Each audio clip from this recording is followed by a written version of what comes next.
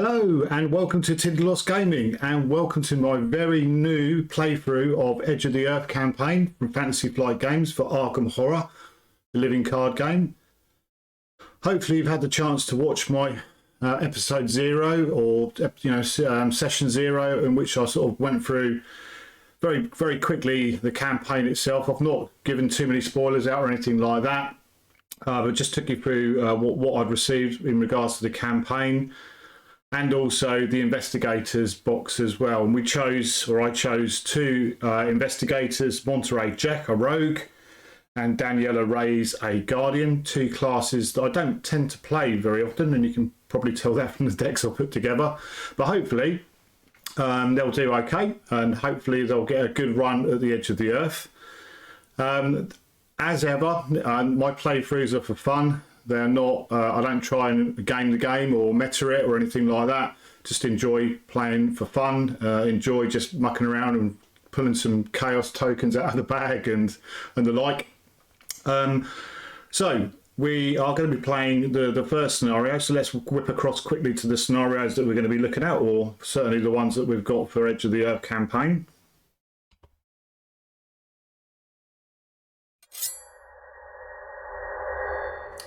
So here we go.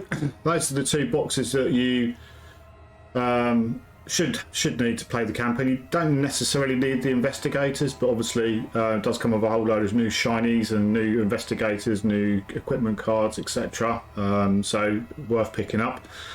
The scenario we're playing today is Ice and Death. And I did say in the previous video that I was going to be using sort of an online campaign tracker. Unfortunately, that's not quite up to date yet, because obviously this is a brand new campaign, so we are going to be going old school on this, and I'll show you what we've got in a second. But this is the first scenario, Ice and Death, and then we'll hopefully get onto Fatal Mirage, to the Forbidden Peaks, City of the Elder Things, and hopefully all the way through to the Heart of Madness. Yeah, let's see how we get on. So let's go across to the table.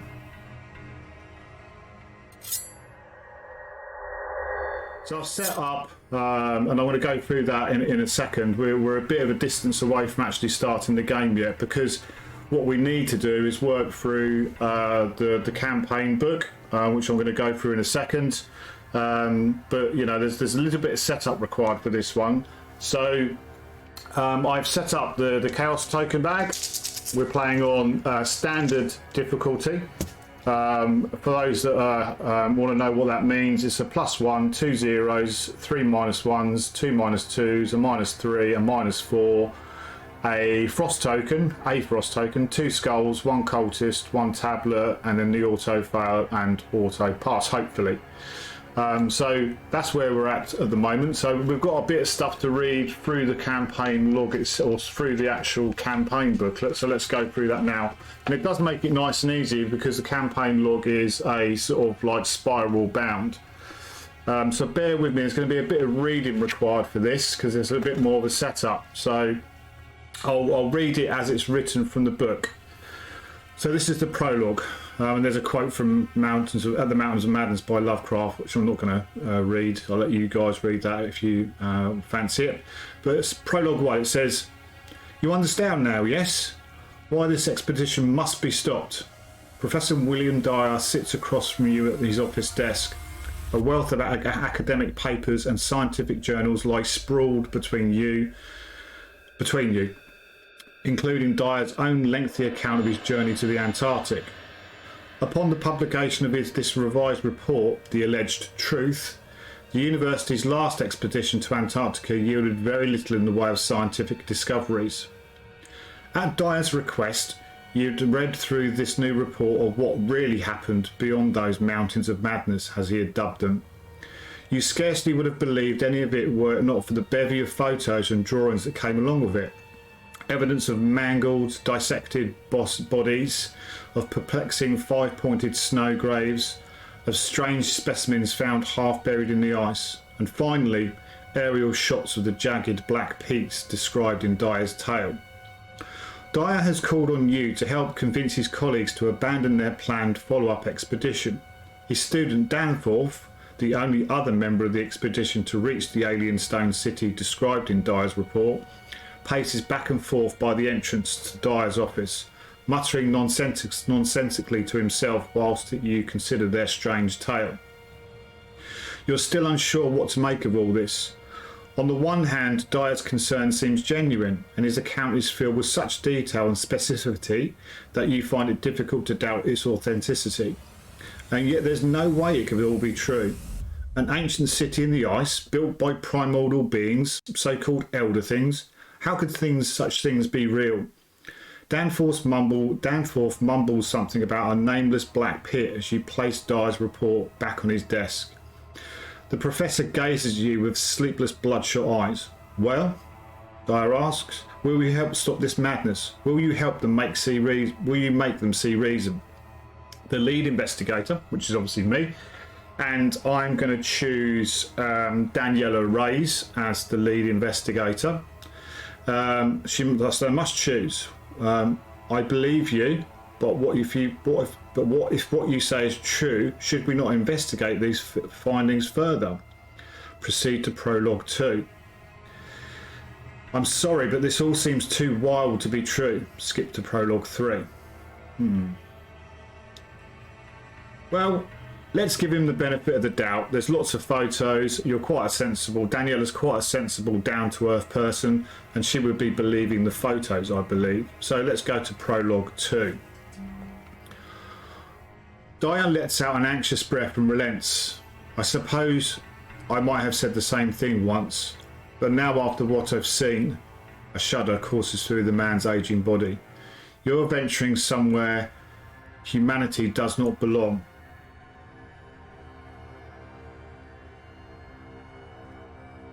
Yeah, just making sure I've got the right prologue. Yeah, that's good.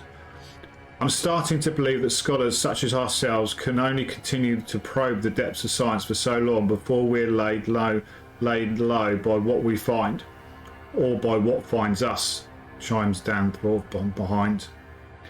Dyer glances at his student, studying his expression. Then he turns his attention back to you. If you go on this journey with Dr. Kensler, the lot of you may never return. Will you not reconsider? You explain that while there is surely significant danger in your expedition, Dr. Amy Kensler, the leading science leading this new trek to Antarctica, has taken precautions to ensure it does not meet the same end as Dyer's. More importantly, it's the only way to understand the threats they have encountered, and the only way to prepare if such threats are unearthed by other, less cautious scientists. Yes, I confess I had the same worry, he replies. We're unlikely to convince the greater scientific community, I'm afraid. Perhaps it would be better to return and learn more about what we saw. Danforth nods. I agree. How do we know what we saw is anything more than the overactive imagination of two explorers with a queer fascination for the bizarre and macabre, of Arthur Gordon Pym's ill-fated journeys? Dyer's eyes narrow at his student. The knowledge reflected in his dark eyes chills you to the core. You say such things, and yet I dare say you did not see what I saw. The student scoffs. You are not the only one who glimpsed a mirage at the end of the mountainside. I'm not referring to the mirage, Danforth. I'm referring to what I saw in you, Dyer retorts. The things you said on the aeroplane, the look on your face, I'll never forget. Silence pervades the room as Danforth returns to his corner to languish in his own doubt.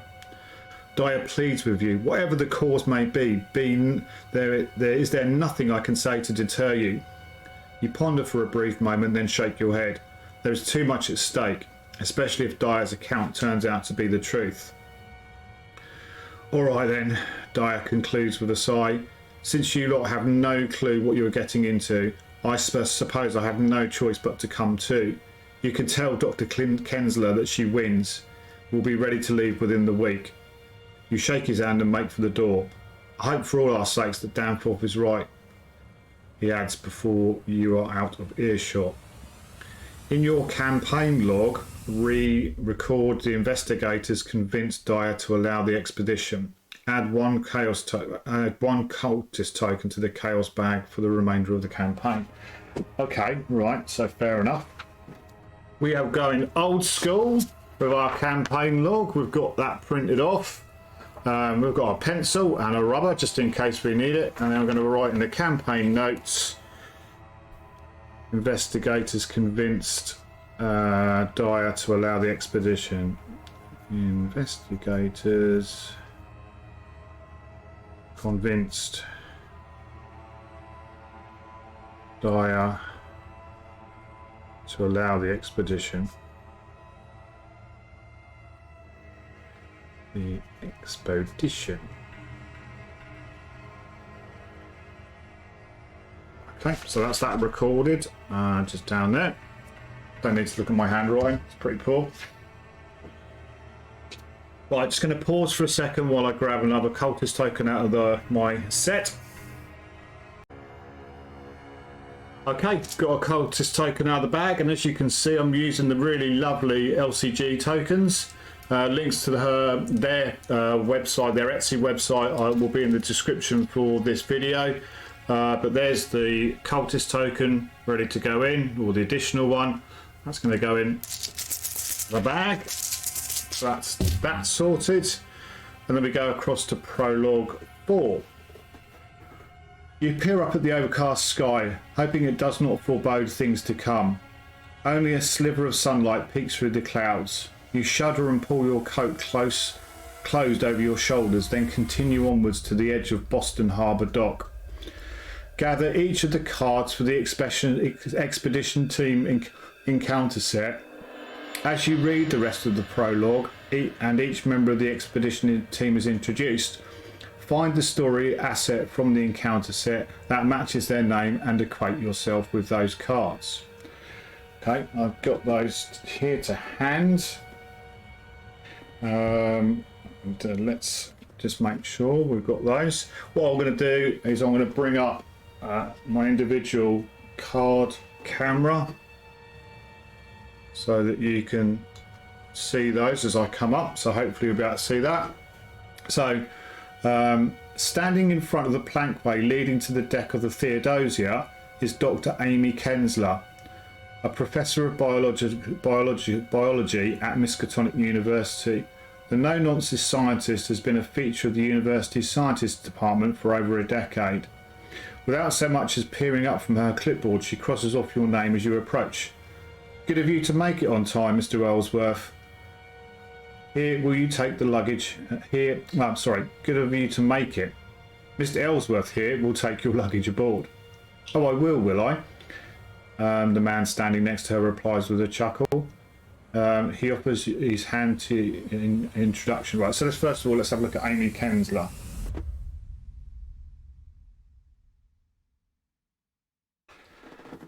So she is a professor of biology, ally Miskatonic. She's a partner, which is a new keyword for this campaign. She uses 3 secrets, and I can spend an action and 1 secret, exhaust her to investigate. And I investigate with a base intellect skill of 5. If you succeed, look at the top card of any investigator's deck or the encounter deck, and you may discard that card. Very nice. So that's Amy. And have we got a rolled Ellsworth? Let's just have a quick look. Yeah, we've got a rolled Ellsworth. Sorry if the light's a bit funny. It's as good as I can get it with the shiny cards, unfortunately. Rolled Ellsworth, intrepid explorer, ally Miskatonic wayfarer, partner. 5 supplies.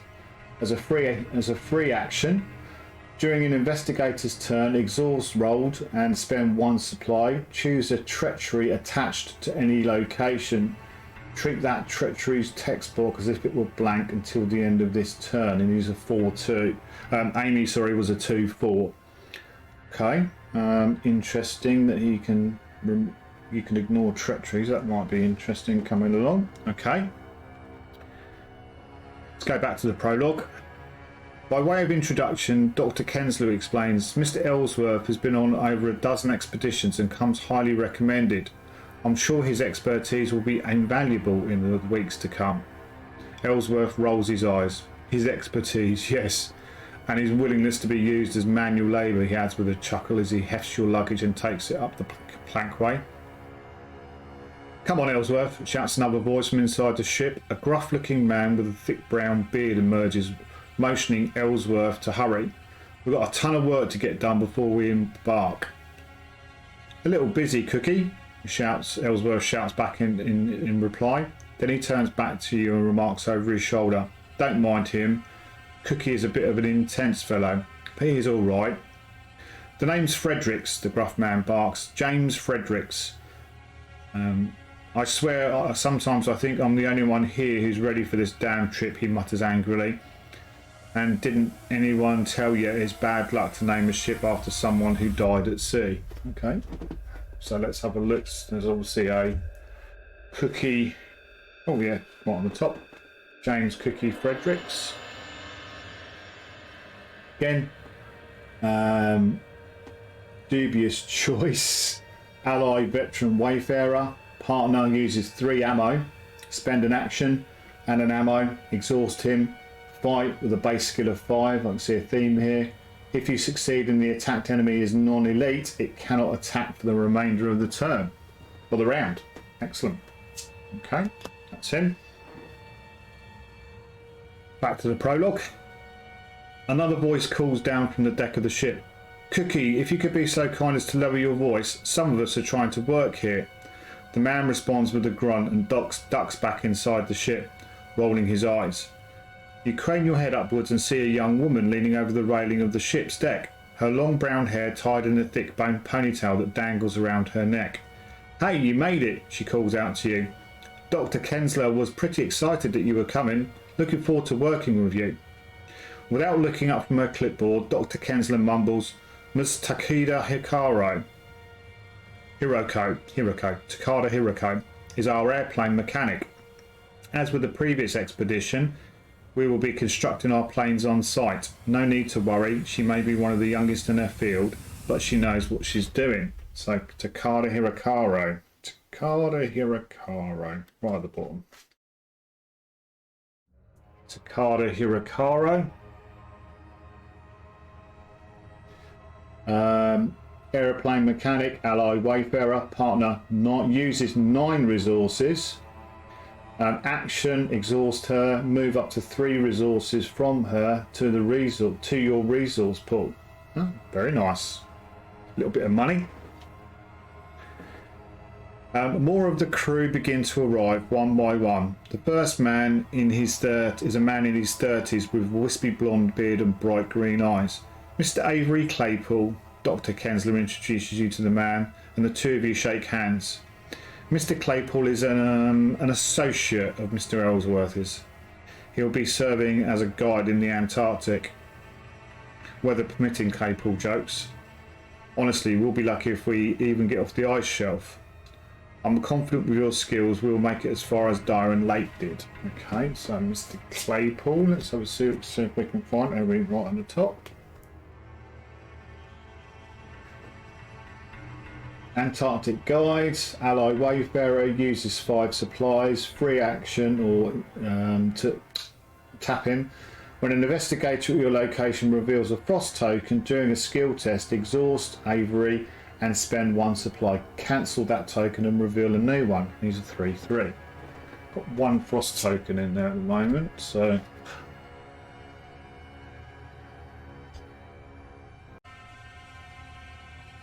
This is what I'm afraid of, Claypool mutters, walking briskly past Kensler and up the plankway.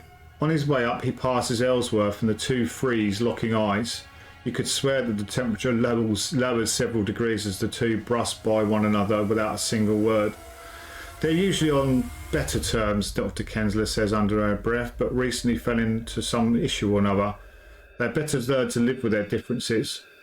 They'll be unable to avoid one another for quite some time after all. You watch as Claypool's gaze wanders back to Ellsworth for just a fraction of a second before he turns away angrily and enters the ship. The next to arrive is a woman with warm brown skin and weary eyes. Along with her luggage, she carries a rather large, bright red medical kit emblazoned with a white cross. She extends her hand and you cannot help but notice the nervous tremble in Dr. Kensler's hand as she shakes it. Thank you for joining us on this voyage, Marla. Oh, Amy, somebody has to keep you alive, she replies. There is a moment of awkward silence as Dr. Kensler glances up at the woman, then back down at her feet. her cheeks tinged red. Right, well then, she remarks and continues up the walkway.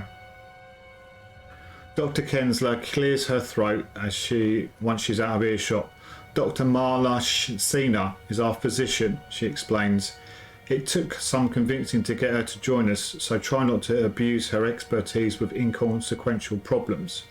Frostbite will be a very real concern, as well as gangrene and hypothermia. She's really selling this. Try to stay on her good side. You're unsure if Dr. Kensler is joking. Right, Dr. Marla.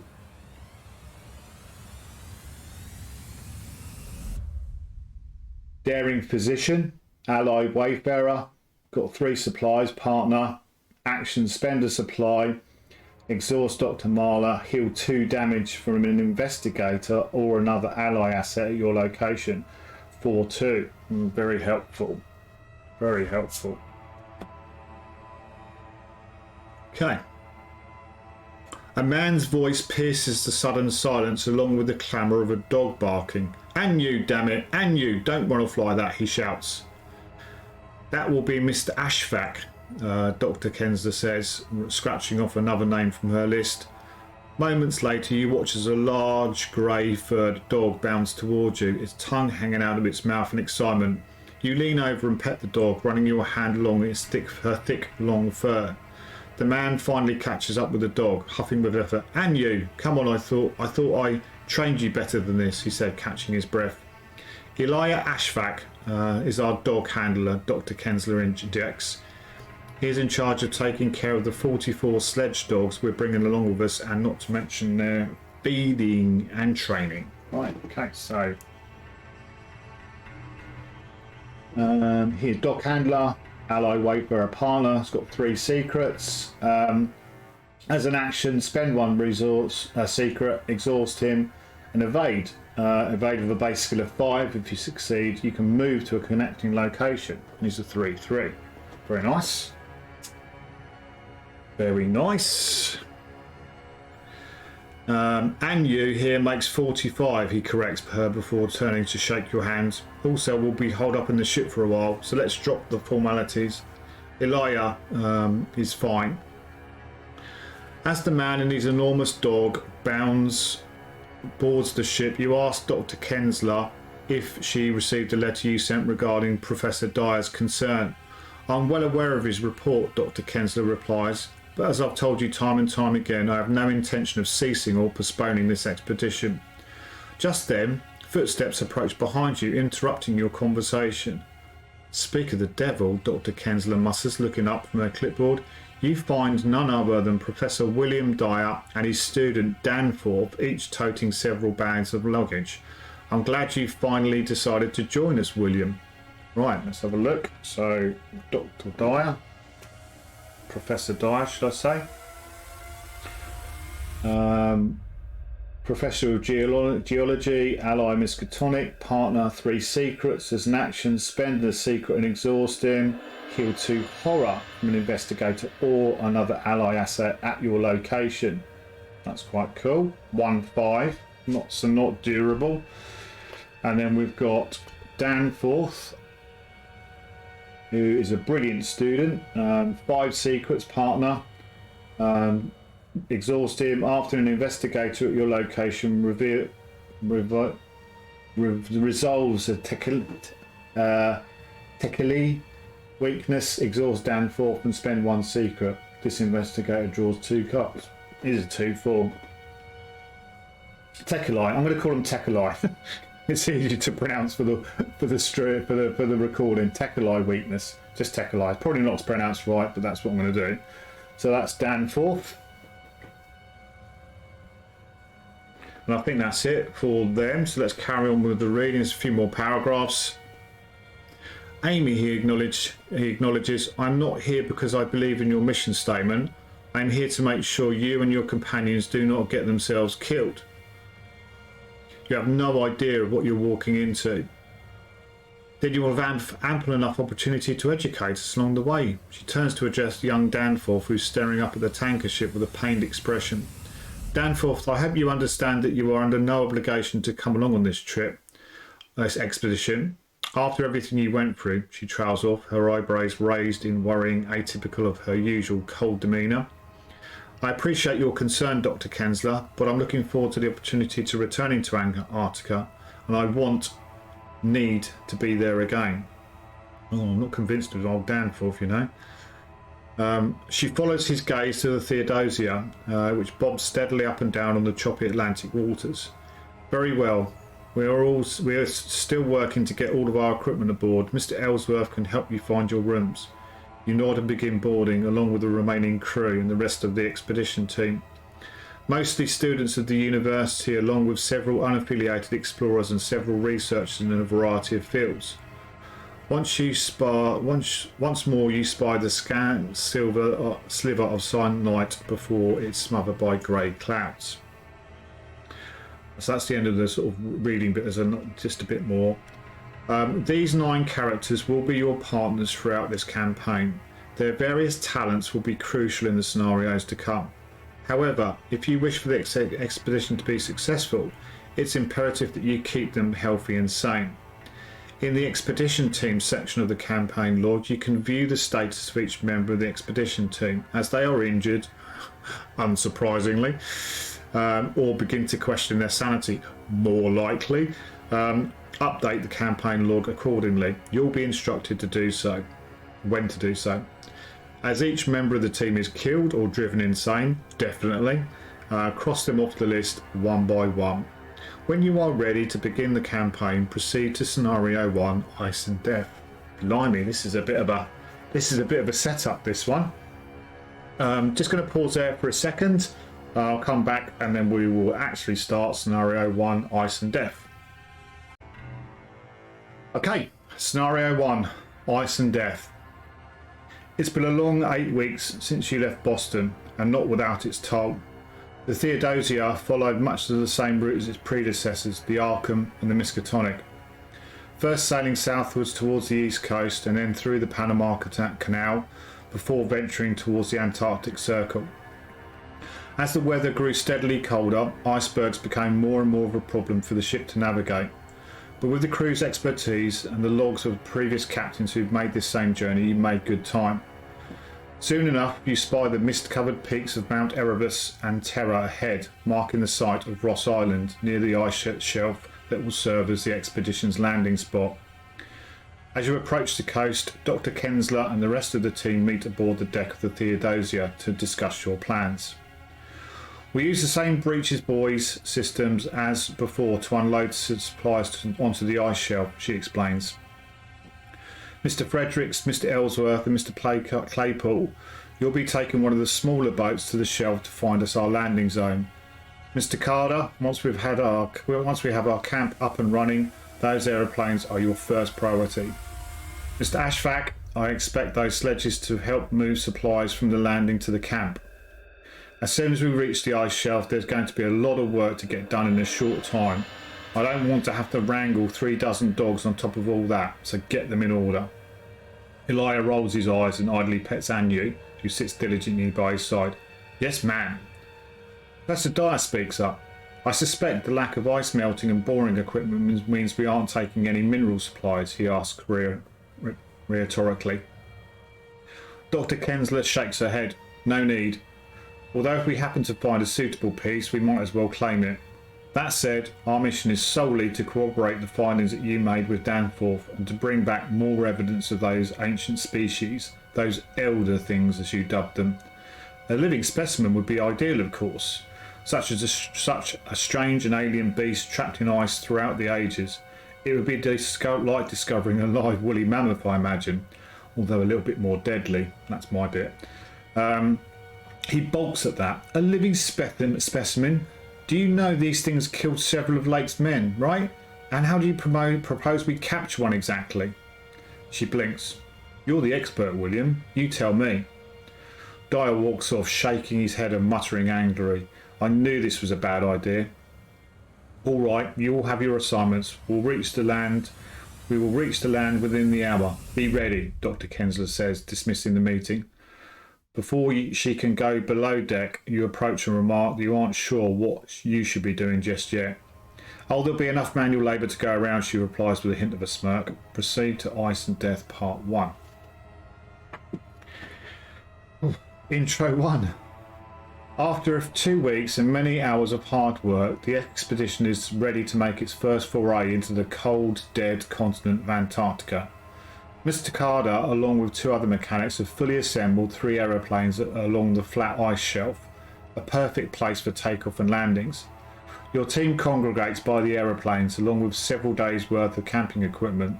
The plan is to fly 2 of the planes over the vast jagged peaks, taking aerial photographs of the stone city mentioned in Dyer's account. That if such a thing really exists. If we can find a safe landing zone, we'll set up a temporary outpost, Dr. Kensler explains. Dyer, Danforth, Fredericks and Claypool will stick around while the rest of us head back to base camp. We can use the sledges to ferry supplies to and from our camps. Otherwise, we'll simply scout out the area and head back to base camp. The team nods in agreement and begins boarding the planes. If Winifred Habakkuk is one of your investigators in the campaign, proceed to Intro 2, otherwise skip to Intro 3. Well, we're not running her, so we're going to go to Intro 3. Intro 3. Buckle up, your pilot says. You climb into your seat and get ready for the flight. One at a time, the 2 planes take off from the ice shelf and soar into the opaque fog. The rough Antarctic winds and low visibility make for poor flying conditions, but nonetheless you venture through the beautiful and deceptive polar mirages over miles of icy wastes and barren snowdrifts. Dr. Kensler peers out of a window as you pass a magnificent view of distant mountains like vibrant, enchanting castles floating above the clouds. They're beautiful, she remarks quietly. These are nothing, Dyer begins. Wait until you see. And then the storm hits. The winter winds are so sudden and fierce that they almost force you out of your seat. Both planes shunt to and fro in the horrid winds, and you hear several of the passengers shouting behind you. What the hell? Frederick grunts. We'll have to head back, Claypool shouts. These winds will force us down if we keep going. We're so close, Dr. Kensler growls bitterly. We don't have a choice, he yells back, but it's too late. The plane lurches forward towards the ground and the pilot struggles in vain to regain control. All of the other passengers notice the dark shape in the sky at the same time as you do. It's a massive shadow, like a curtain drawn across the mountains, or perhaps the tattered wings of an antediluvian behemoth. It scowls at you with dreadful hollow eyes, then it reaches out and... Proceed to Intro 4. As you regain consciousness, intense pain sears through your blistering skin. Through the haze you can barely hear the muffled shouting outside the burning husk of the aeroplane. Somebody grips your arm, pulls you from the wreckage and hurls you onto the soft snow. More shouts erupt around you. There's another! Quickly, grab my hand! You rise to your feet with a world of effort. Miraculously, you're only bruised and winded. Most of the other team members are similarly unharmed, except... Right. Gather the 9 story assets from the expedition team encounter set, shuffle them and choose one of them at random. The chosen character was killed in the plane crash. In the expedition team section of the campaign log, cross off their name and record that they were killed in the plane crash. Find and read the passage in the next column that corresponds to the character killed in the plane crash, then proceed to set up. Oh dear. Right. Okay, so we want our 9 story assets. Which are these ones here? Let's give them a good old... I'll give them a shuffle. I'm not going to... I can't see from here. I'm looking... Camera. Let's do that. And then we'll do a cat weasel cut, which is there. And then this is the person that has died. And it is... Oh, Danforth. Didn't trust you anyway, Danforth, but got to admit, Danforth is a goner. So let's take him out. We'll put those there. We'll get our campaign log. And we will record Danforth is dead. And we'll record killed in plane crash. killed in plane crash. Like I say, didn't really trust him anyway, so he was maybe the best one to go. Right, so let's find out. So it says, if Danforth was killed in the plane crash. No! No! Professor Dyer tugs at Danforth's lifeless arm with a single shaking hand. Why did I allow him to come? Why was I so foolish? Why? He berates himself. Dr. Kensler places a hand on his shoulder. I am the one who let him come, not you. The blame rests with me, she offers. Professor Dyer lowers his head in resignation. Perhaps now he'll be able to truly rest. His troubles and his demonic visions are finally at an end. He reaches out to touch the student's cold forehead, but is pulled away by Claypole and Fredericks. Come on, Claypole says. We don't have long before nightfall. We have to get a move on. Dyer nods grimly, but you see the dark thoughts swirling behind the veil of his wide, horrified eyes. So, proceed to set up. So first one, each investigator may choose one available member of the expedition team who is not crossed off to join them. Put the story asset from the chosen character into play in that investigator's play area. These story assets can be found in the... Right, okay, so let's have a little think about... Let's bring the individual cam up. I think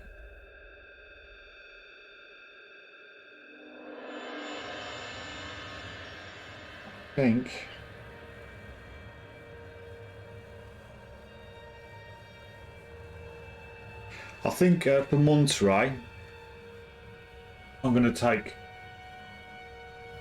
Elia, purely because, well, not purely because, but it works well with Monterey's ability, because obviously I can spend an action, evade, because hopefully Monterey is going to be sort of our main clue gatherer, and if he succeeds he can move to a connecting location, so that feels pretty good for Monterey. So let's take Monterey.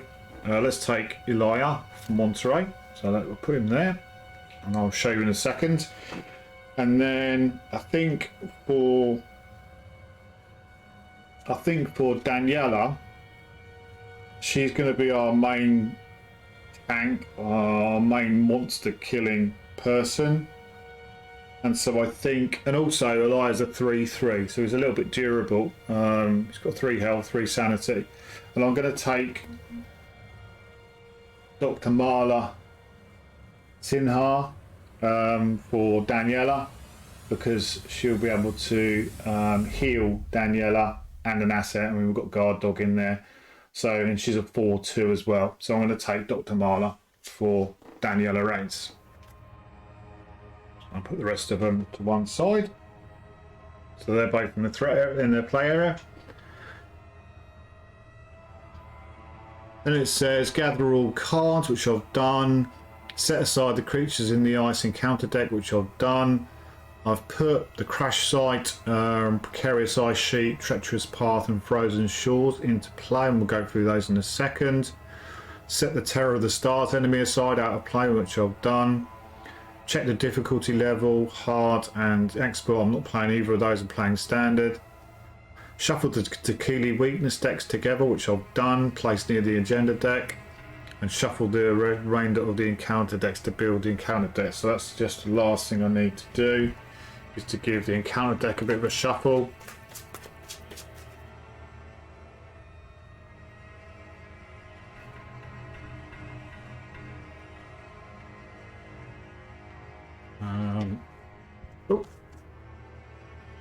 I'll just do what I normally do. Do a couple of these just to make sure it's really well shuffled, because they were sort of in the order that I got them out of the...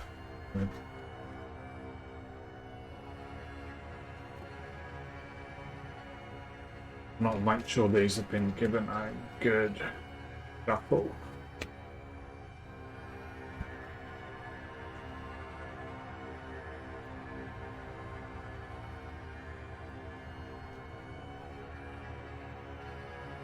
Right. That is our encounter deck. All done. Wow. That was an epic setup. And then it says you are now ready to begin. I'll put the campaign book down there for a second. So we start off actually at the crash site. So Daniela and Monterey are here. So let's just turn that over. It's a 2 shroud, no clues. Test intellect or agility 3 to scavenge from the wreck. If you succeed, in the supplies recovered section of the campaign log, record spare parts. Maximum success 1 per campaign. And it's got shelter 0. Shelter 0. Okay. Right, we are ready to start. Shuffle my decks up. Let's just have a look. We can see we've got our players there ready to go. Oh, let's just have a quick look at this while I remember. Ice and Death, we're playing on the standard. So a skull symbol is -X. X is half the shelter value of your location, rounded up. Cultist symbol is -2. If you fail, shuffle the top card of the Tequila deck into your deck without looking. And if you cannot do that, take 1 horror. And then the tablet is -3. For each point you fail by, discard the top card of your deck and draw each weakness discarded by that effect. Okay, that's fine. Got that to hand. We are ready to start. So, intellect or agility is one of the first things we're going to need to do. 3. Let's put that there. So let's go with Monterey first of all.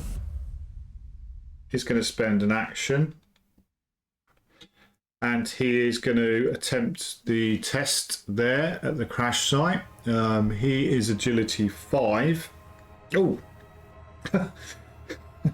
After all that, I need to draw an opening hand. So let's go back on that for a second. So we've got our deck here. Give it a quick shuffle. I had shuffled these beforehand, but I just want to make sure you can see on the stream or the recording. Try not to look at the bottom card, and I'll just do a quick cut. And we're going to draw our opening hand. So first of all, we're going to get a weakness, so that can go. We're going to get Pocket Telescope. We are going to get a sneak attack. We are going to get a Derringer. We are going to get a trusty bullwhip. Excellent. And we are going to get a magnifying glass. Wow. Okay.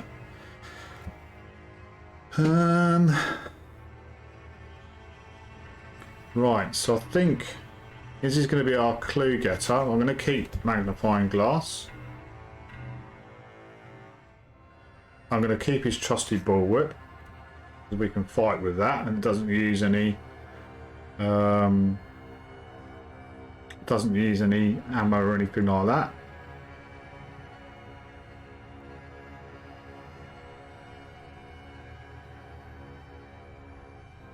Okay, then we're going to...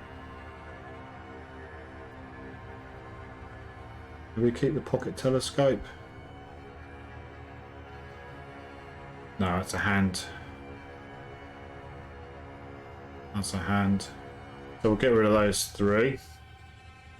We'll draw 3 more, so let's put those up there. We're going to get Lucky Cigarette Case. Excellent. Going to get another Derringer. We're going to get Leo DeLuca.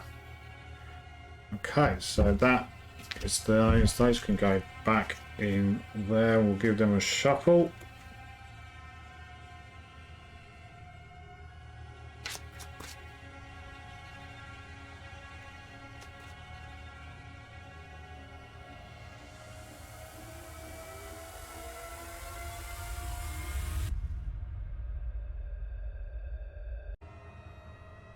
Okay, so we've got Monterey's starting hand. Also, just put the secrets on Eli. Got my resources. I'm going to draw the 5, the opening hand for Daniela, and also then we'll have a look at the act and agenda. So, give it a quick shuffle for Daniela. Things I'm looking for Daniela, obviously, is a weapon. Bandolier would be nice because she's got multiple weapons. Guard dog obviously would be cool. So I'll have to wait and see what we get.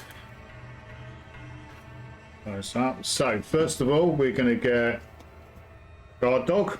Excellent. We're going to get a bandolier. Honestly, I've just shuffled these. That's awesome. Bandolier. A weapon would be cool. Oh my god, a machete. Honestly, I have not planned this.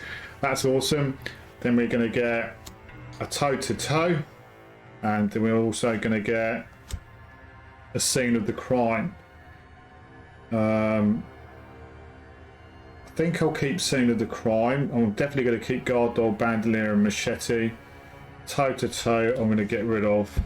And then we'll draw another card. And she's going to get a live and learn.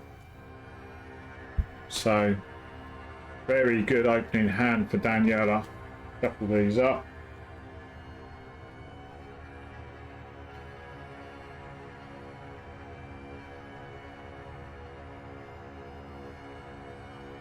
And put those back there.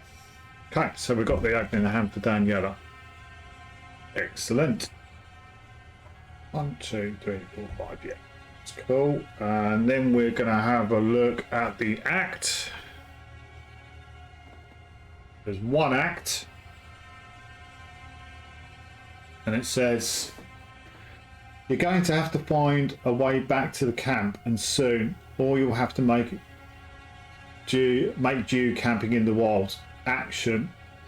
If each investigator is at the same location and that location has no clues on it, resign. You set up camp, each investigator resigns. Okay, so that's effectively a group resignation. Objective. Find somewhere safe to set up camp. If each undefeated investigator has resigned, advanced. The higher the shelter value... okay, so that's where the shelter value... Shelter 0, so that's not very good. The higher the shelter value of the location they resigned at, the better. Right, so we've got effectively got to find shelter. Agenda 1A. It isn't exactly how you'd imagined your first foray into the Antarctic wilds. The stinging cold and lashing frozen winds will only get worse over time. Forced. After a location is entered by an investigator for the first time, put into play each set-aside location connecting to that location. Use the campaign guide for reference. Okay, well I've got that. It's 4 doom on that. Okay, right, after all that, I think we are ready to get started. We've got our starting hands. I've placed some secrets on Elia. We've got some resources on Mala, Dr. Singh. Got our starting hands. And we are ready to go. Okay, so first of all, let's start off with Monterey Jack, who's going to use his first action. I'll use these little tokens down here to let me know how many actions are taken. Also got a little token here so I can know if he's done his special ability or not. But I think first things first, what we're going to do is we're going to try and do the thing at the wreckage site, the crash site. So test intellect or agility 3 to scavenge from the wreck. If you succeed in the supplies recovered section of the campaign log, record spare parts, maximum 1 per campaign. So let's do that. We've got our chaos bag. Now he is a agility 5, so we're at +2 already. I don't really want to be chucking anything away. Actually, first action, pay 2 to play the lucky cigarette case. because if we do win by 2 or more, then we get to draw a card. So that's his first action. His lucky cigarette case into play there. Second action, he will attempt to do the test. So he's currently 5, his agility 5, and we're going against 3. Let's see what we get. And we get a -2. So we do succeed. Unfortunately, lucky case doesn't kick in, but we do succeed. So that's that done. So what we need to do is just record in our campaign log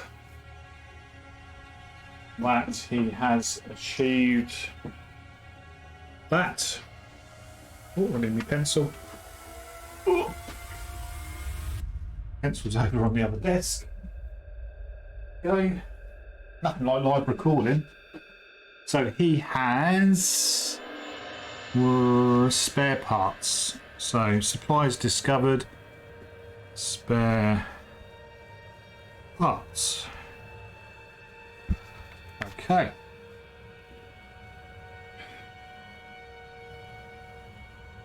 So his third action, again, I think it's going to probably be about getting set up. He's got his bullwhip. I'll spend 2 resources. His third action is going to play his trusty bullwhip. So that's it for Monterey. We've got Daniela. So Monterey's done everything he can do. I think Daniela's going to go off. Do we need to do any setup with her beforehand? I think probably.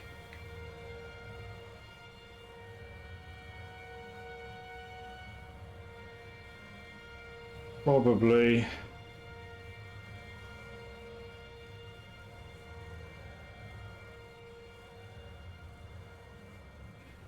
I think a bit of a setup action here. We'll pay 2 for the bandolier. Gives us an additional soak if we need it. So first action, second action, pay 3 for the machete. So that's her wiped out resources. But there we go. Set up. A third action is not great to move to another location for your last action. So I think I will, as her last action, she will gain a resource.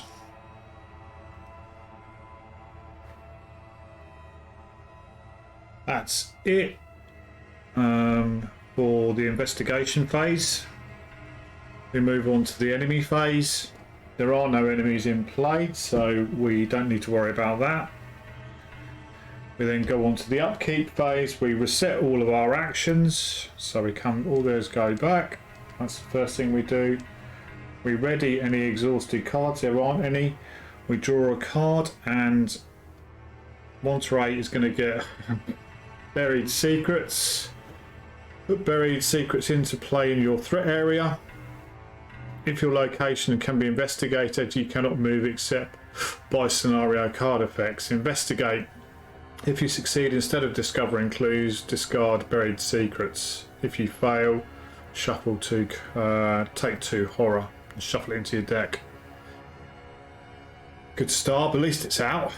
Daniela is going to draw her card. Oh, he's going to gain a resource as well. Daniela's going to gain a resource, and then we will draw a card for Daniela. Vicious blow. Excellent.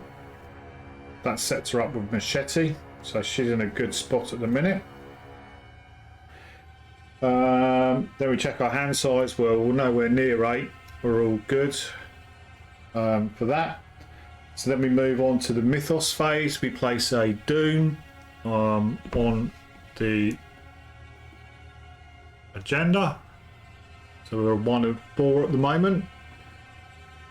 We advance the agenda. No, we don't need to worry about that. and then we'll start off with each investigator draws the top card of the encounter deck. So we will go with Daniela first of all. She's the lead investigator, and she's going to draw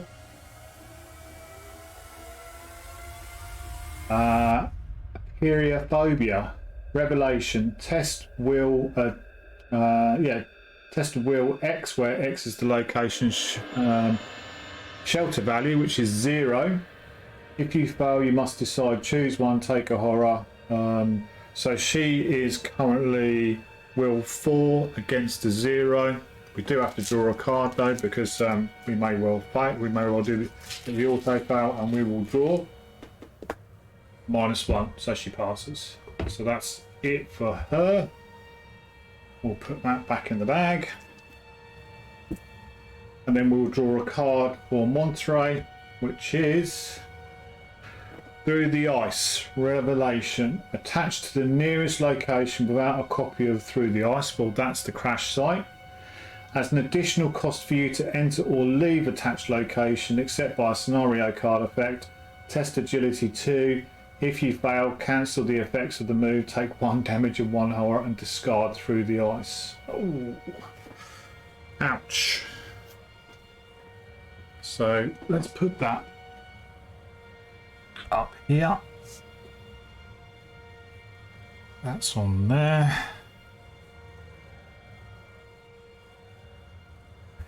That was very handy. Not. Okay. We don't need to worry about it too much, I don't think. So that's it for the Mythos phase. We then go on to the investigation phase. Okay. Monterey didn't move.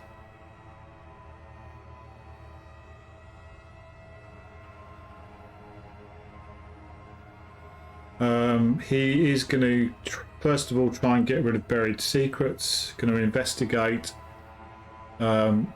It's a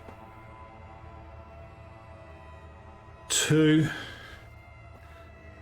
He is 4.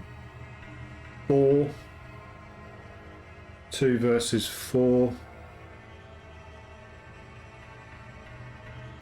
Do we want to chuck anything at it? Well, we've got Leo DeLuca we could chuck at it, but I'm not going to do that. Let's go for a 2 versus 4. See what we get. We're going to get this one, which is a skull, half. So that's a 0 because the shelter value is 0, so he passes. So he gets rid of buried secrets. That can go.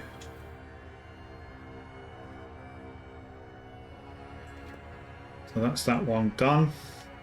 That was his first action.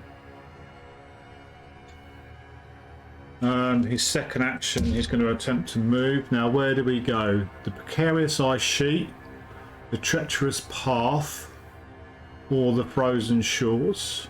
I think Monterey is going to attempt to move down to the Frozen Shores. First thing we need to do though is an additional cost to enter or leave. Test agility 2, his agility 5. So we're going to go this one, which is a 0, which means he's fine. We don't discard Through the Ice though, do we? If you fail, cancel the effects of the move. So he doesn't fail. So he gets to move to the Frozen Shores, and the Frozen Shores has got 2 Shroud, 1 clue per investigator. And Frozen Shores has +2 Shroud if an encounter card is attached to it, and it's shelter 2. Okay, so we're increasing our shelter value, but 2 still doesn't seem overly good. So that was his first action. Second action was to move. First action was to do buried secrets.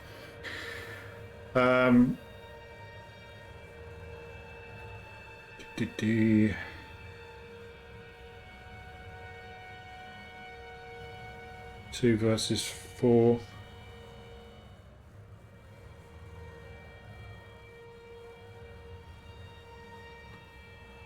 Now I'm thinking, actually, going to pay 1 for his last action and bring in his magnifying glass. Could have got the clues, could have gone 2 versus 4. Might regret that, but there we go. That's his third action. That's Monterey done. At the end of your turn, if you started this round one location from your current location, either gain 1 resource or draw 1 card. I'm going to gain a resource for Monterey, start to build up some resources for Leo. So that's that. If you start, I've not started 2 rounds, so that's him done. Daniela, she's got a few bits that she could be doing. I'm not going to spend any resources in. I've got 3 to get in for guard dogs, so I'm going to keep hold of that at the minute. So she's going to attempt to move. She's only agility 2 though. Oh, this could be yeah, okay.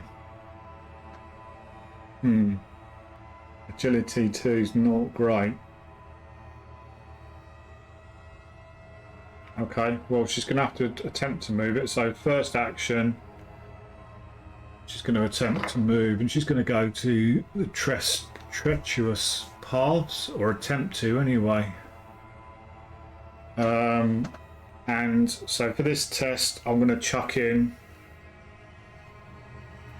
a live or learn into this, which has got a wild card symbol on it.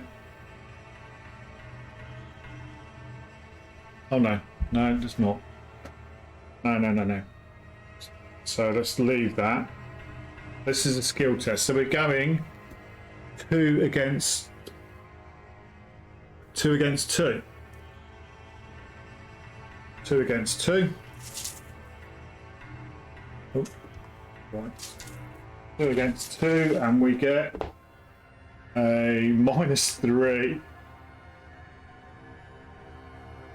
For each point you fail by, discard the top card of your deck. Well, fail by 3.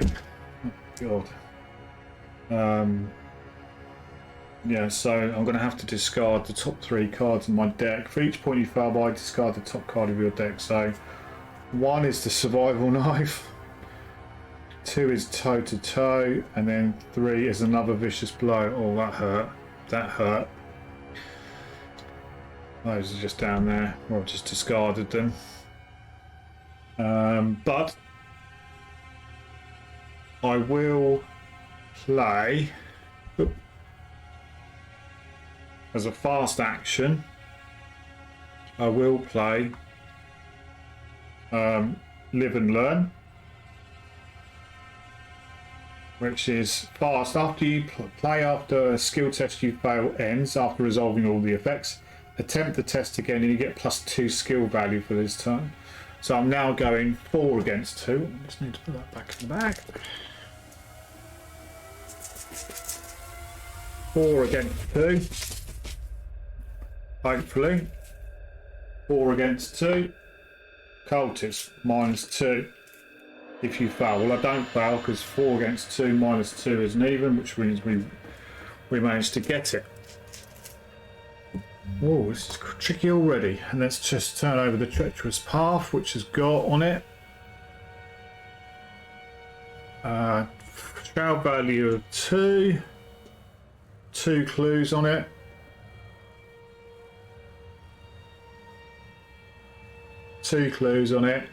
Forced. After you reveal 1 or more frost tokens during a skill test at treacherous paths, take 1 damage or horror for each frost token revealed. It's got shelter 1 on it.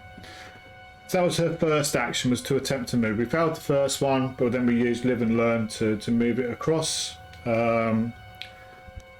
Second action, we can't play Scene of the Crime because that's got to be first action. What we will do for our second action is to gain a resource, and third action,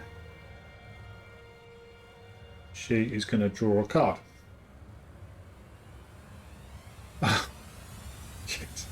This game's punishing me already. So we've got mob goons out for a third action. Should have done that the other way round.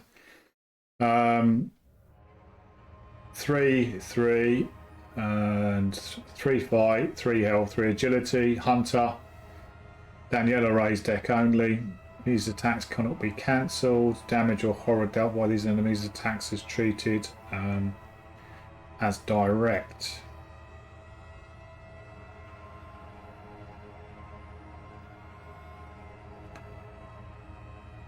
Okay. Fine.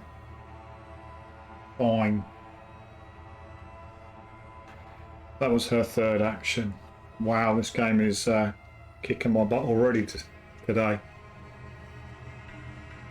Okay, so that was it for the investigation phase. Enemy phase, the mob goons is going to attack me for 1 health and 1 sanity.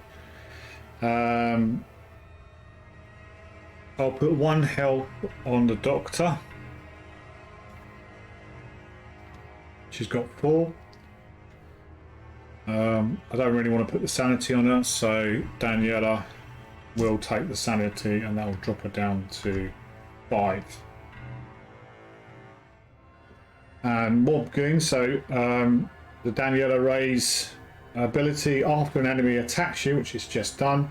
Even if that attack was cancelled, either deal 1 damage to that enemy or automatically evade it. We've got 3 health, so I'm going to ping him back. Or the mob goons for 1. How mob goons got down to the Antarctic, I don't know, but there we go. That's how this game plays. We'll put 1 damage on it, so doing 2 damage next time round will take it out. Saves us doing 2 attacks on it.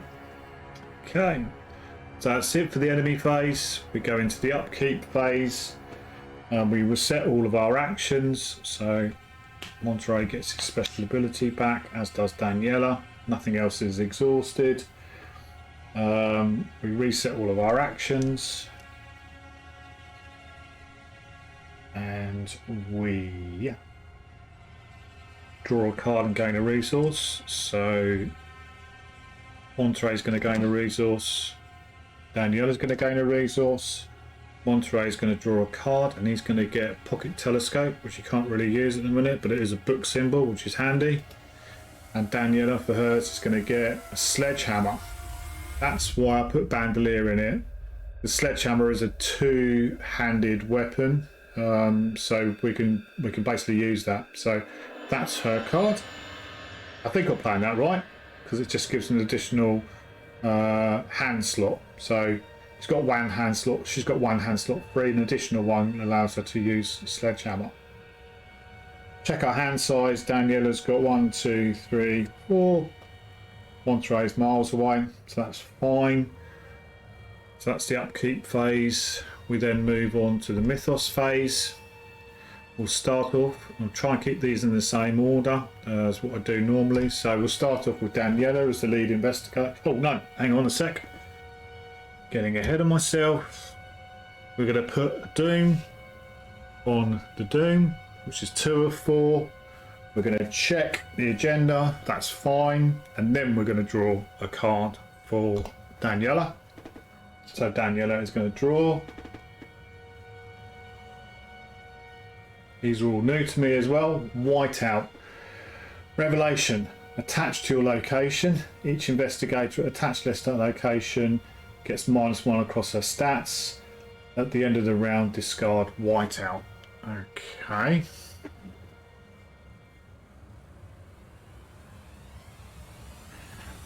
So Whiteout is going to go here. Can see a theme with this game already. So that was it for Daniela. Then we're going to go back to drawing a counter card for poor old Monterey, and he's going to get Antarctic Wind. Revelation. Attached to the nearest location without a copy of Antarctic Wind.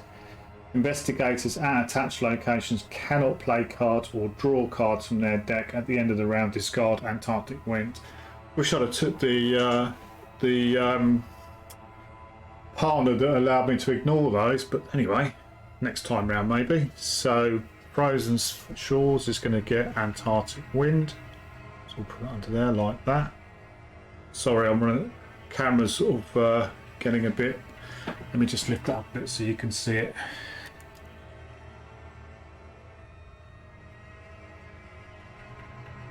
There we go. That's a bit better. Let's move my microphone out of the way a little bit so it's not causing any issues. There we go.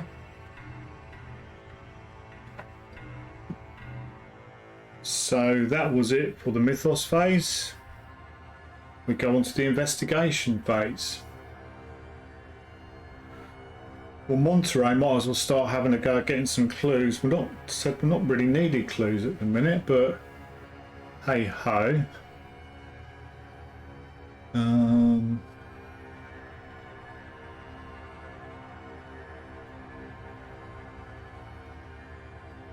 Hang on a sec, let me just check something.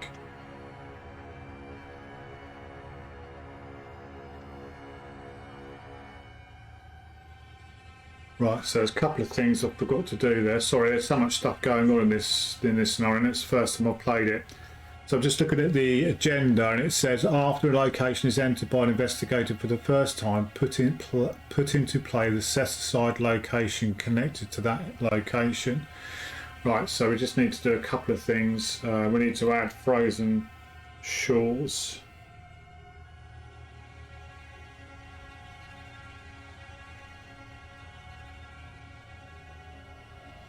Just going to pause for a second and then get it sorted. Okay, wow, that's testing my skills of table space and connections. So I've adjusted, I brought in, let me take you through this step by step. So Monterey moved into the Frozen Shores, which then unlocks the broad snowdrift, so that's connected to that. The broad snowdrifts is also connected to the snowgraves, which is here. Broad snowdrifts, so snowgraves is only connected to broad snowdrifts. Broad snowdrifts is also connected to the Crystalline Cabin, which is here, and also the remnants of the lake camp over here. So it's connected. So that one there is connected to those two. So that's that bit sorted. And then up in the top corner, Treacherous Path is connected to Rocky Crags here. And then Rocky Crags is also connected to the Frigid Cave, but it's only connected to the Frigid Cave. And then also Rocky Crags is connected to the barrier camp here. So there we go. And they've got some wording on there. So you've got to spend various amounts of clues to get into these caves. So for example, Broad Snowdrifts costs 1 clue as a group to enter. Snowgraves cost 2 clues to enter. Crystalline Cabin costs 4 clues. And it's the same over here.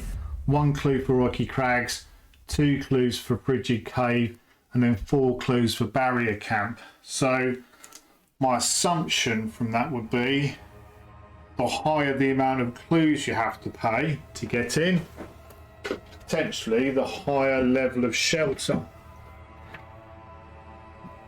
So that was we didn't start the investigation phase at that point, so we will we'll go into the investigation phase now. And obviously at the moment Monterey can't play cards from his hand, but he can attempt to get these clues off the Frozen Shores. He's got 1 clue already. Well, Frozen Shores is 2. So no, he hasn't got any clues. He hasn't got any clues. So let's try and get some clues with Monterey first of all. Shroud value of 2. He's 4. He's 5 with the magnifying glass. He's got the magnifying glass in play. So he's 5 against 2. So I think I will leave it at that. Or do I play the pocket telescope? No, I'm thinking there's going to be some probably higher shroud levels going on. So 2 against 5 for his first action to investigate the frozen shores. 2 against 5, and he gets the Elder Sign +1. And if you started round 1, this round, 1 or more locations from your current location gain 1 resource or draw a card. He didn't. He started there, so but he does get the clue. Second action, we'll do the same thing. My plan is second action, get the clue, and then third action, move, get to broad snowdrifts, and then at least he'll be able to kick in his special ability, building up some money for Leo De Luca. So second action, 5 against 2, and we're going to get a -1. So we get the second clue, which is awesome. Second clue. We didn't draw any cards, and we didn't play any cards because we didn't use any for obviously his skill test. So his third action, he is going to move to the broad snowdrifts for his third action there, and he'll pay 1 clue, so we'll take a clue off that he's just got.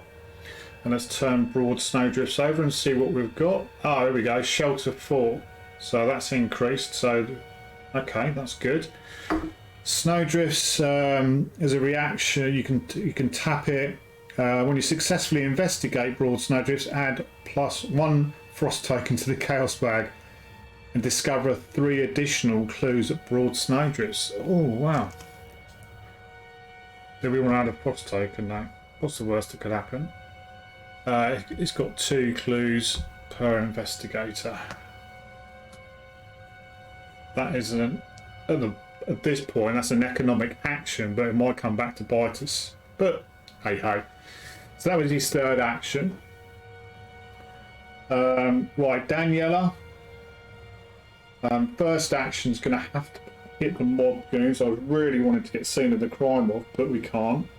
So her first action is going to be to hit the mob goons with her machete. So we're going to fight for her first action. She is fight 5. She gets +1 because of machete. She's 6. The mobs are 3. Does she want to chuck anything at it? We don't need to do +1 damage. I don't want to chuck away Scene of the Crime. Certainly don't want to chuck away. I don't want to chuck away Sledgehammer. So it is going to be 3 versus 5, doing 2 damage hopefully. 3 versus 5, and we're going to get a -1. Excellent. So that does +1 damage to the goons, which is enough to kill the goons. That was her first action. I'll just do the cards. They're here. I need to put those there so I remember where they are.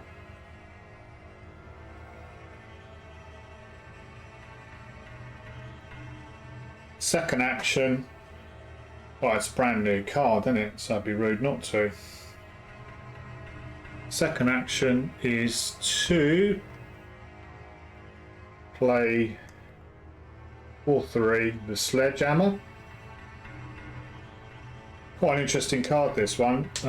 You fight it for 1 action, you get -1 fight, but you deal +1 damage. But if you do it with 2 actions, you get +2 fight and deal +2 damage. So doing 3 damage to enemies I think is worth the payoff. So that was her second action. Third action, she's going to stay there and she's going to gain a resource. Let's not draw a card on my last action, MB. So that was it for the investigation phase. We're now going to move on to the enemy phase. Well, I've killed the goons, which is good. and then we'll move on to the upkeep phase. Oh, bugger. I am going to do the Monterey one, do special ability. I forgot that. This is the only time. If I forget it in the future, I won't do it. I'll gain a resource because he did move more than one. And I did say I was going to do it for that reason. So apologies, but try to remember that in the future. Reset all actions. So those will come back down. Ready any exhausted cards. We haven't got any cards. And then we're going to draw a card and gain a resource. So Monty is going to gain a resource. Let's call him Monty. And Daniela is going to gain a resource. Monty's going to draw a card. He's going to get another Leo De Luca, which is that's quite good though because that's a intellect. And then Daniela is going to draw a lucky. Play when you play a skill test, get +2 value to that skill test. Excellent. She needs to be buying some stuff. Okay, that's it for check off hand size. We're fine. Daniela's got 4. Monty's got 4. Cool. We move across to the Mythos phase. We'll put a Doom on the Mythos for the agenda. Takes us to 3 of 4. That's where it starts to get a bit real. So the agenda hasn't tripped yet. And then we're going to draw our cards. We're going to start off with Daniela, who's going to get... Oh, hang on a sec. Some of these go away at the end. So Antarctic Wind goes. Does the other one go? I think it does. A lot of getting up out of the seat on this one. At the end of the round, discard whiteout. So we're going to discard. Oh, she was -1. I think she's still far past. Yeah, she did. So I've taken both those cards off, and then she is going to get Ice Shaft. Test agility 3. Breach. Breach. Frost token revealed. Take 1 damage. If you fail, take 2 damage. Oh god. Agility is a real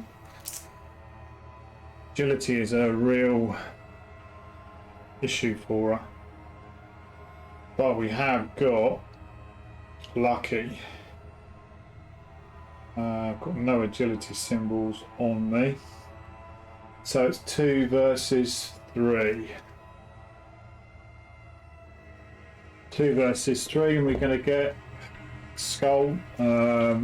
That's the shelter.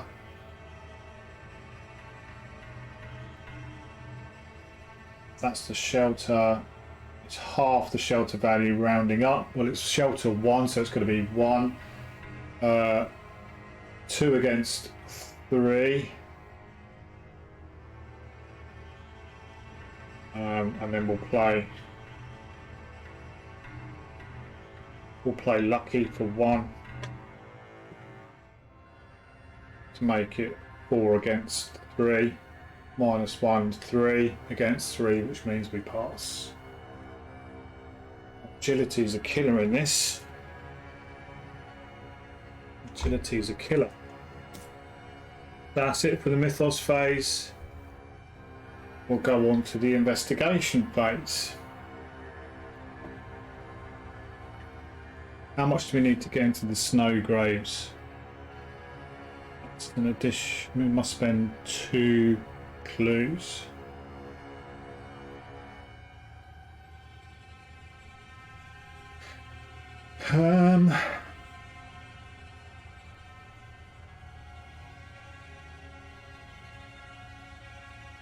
Well, we could have a go at investigating the broad snowdrifts.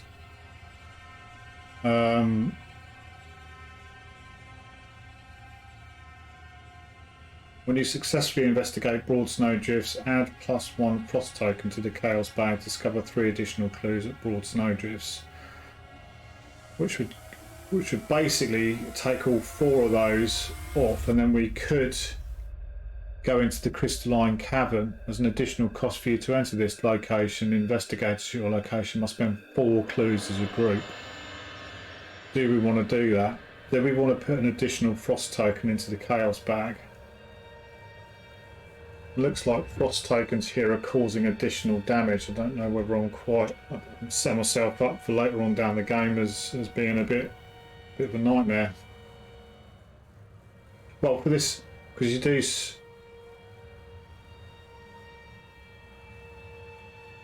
do reset the chaos bag. I think we might do, might not.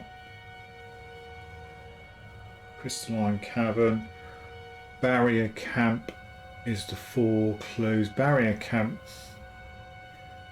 does look like it could be quite cool. Where would I rather end up being? In a cavern, which is sort of rocky, but a nice place to be. Barrier Camp.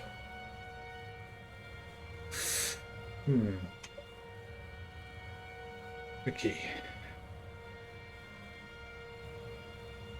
3 additional clues.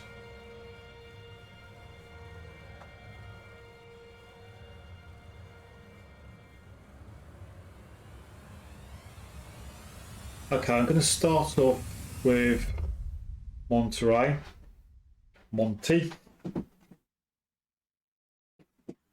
First things first.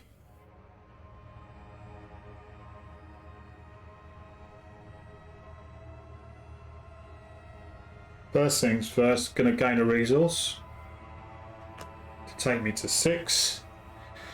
I'm then going to pay 6 for your friend and mine.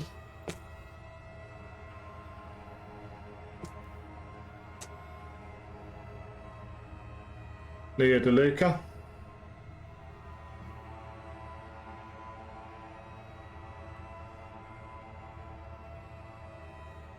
Run out of space there, but he gives us an additional action. So that was 2 actions. 1 to gain a resource, 2 to play him.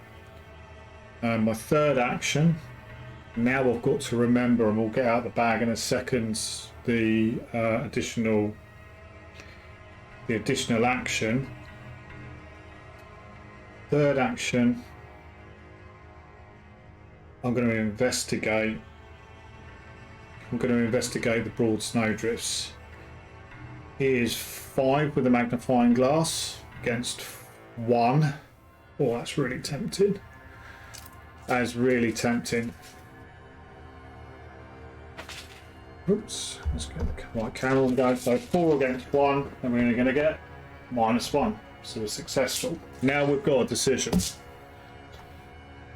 Do I put an additional frost token in the chaos bag to discover 3 additional clues at the broad snowdrifts? Yes, I do. Bear with me a second. Okay, right, I'm back.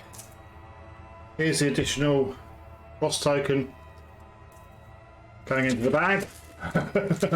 Could regret that later on. So we get the 4 clues, 3 additional clues, so 1 and then 3.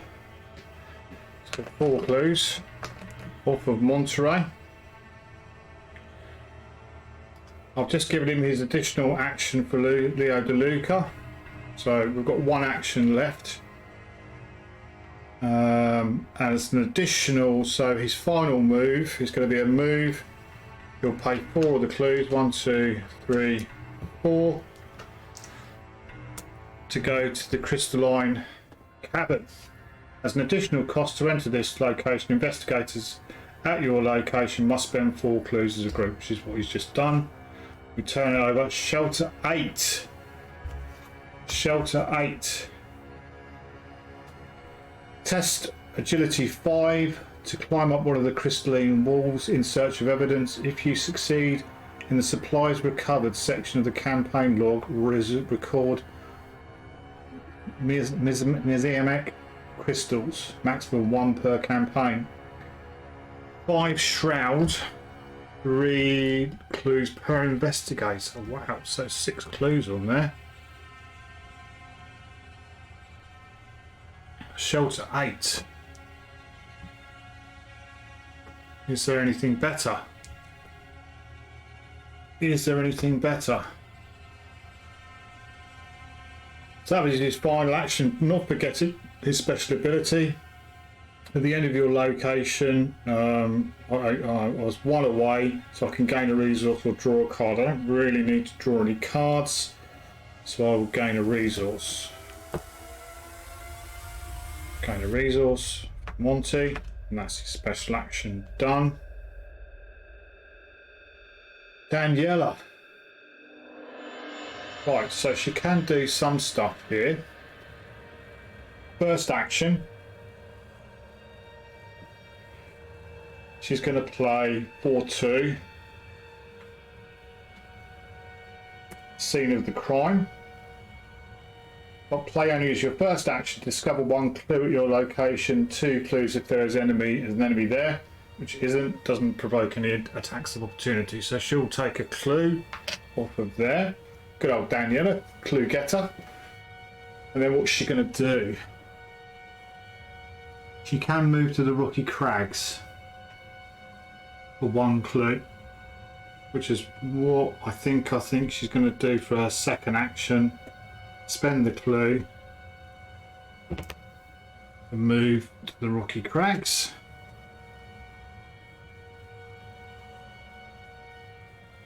Forced. When a treachery is attached to Rocky Crags, that treachery gains Surge, Shelter 3, and 2 clues per investigator. 2 clues per investigator. Can't see this, but I'm sort of dipping in and out of webcams and cameras and stuff to try and get to the board. Okay. Right. That was her second action. Where's the enemies? Where are the enemies? I think they're about to come, actually. So for her third and final action, she's not going to draw a card. She's going to gain a resource. Because she's got guard dog that she needs to get out at some point. So that was it for the investigation phase. We move on to the enemy phase. There are no enemies in play at the moment. Poor old Daniela's got a sledgehammer ready and willing, and a machete. She's well tooled up. But anyway, no enemies. We move on to the upkeep phase. So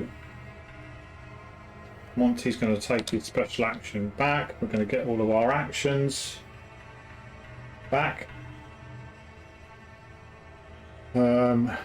We're then going to ready any exhausted cards. There aren't any. We're going to draw a card and gain a resource. So Monty's going to get a resource. Daniela's going to get a resource. And they're going to draw a card. Monty is going to draw an ethereal slip. Choose the non-elite enemy at revealed location up to 2 connections away. Swap places with the enemy. That's good for movement. We just need some enemies to appear. And then Daniela is going to get Live and Learn. Play after you fail a skill test. Attempt that test again plus 2 skill. That got us out of jail free with that agility test last time, so it's good to have one of those in hand. So that is it for the upkeep phase. We then move on to the Mythos phase. We're going to put a Doom on the agenda. We're going to put a Doom on the agenda. We're then going to check the agenda. It is tripped at 4. So let's see what this says. This is called Under the Ice. I'm going to have to stand up to read that. The writing's a bit small. So it says, hold on. Come and see this. Come see this, one of the team members shouts as you trudge ahead through the snow. You turn back and examine what they have found. A second set of tracks in the snow, but smaller, misshapen, almost impossibly so. What in the hell could have made those tracks? One of your party asks. You stand dumbfounded. Very little wildlife exists out here in the frozen wastes, and these tracks match nothing you've ever seen before, nothing you can even imagine. You don't have to question what could make such tracks for long. A shape emerges from the erupting snow. Twisted and deformed, it's like a splotch of ink spilled upon the canvas of reality.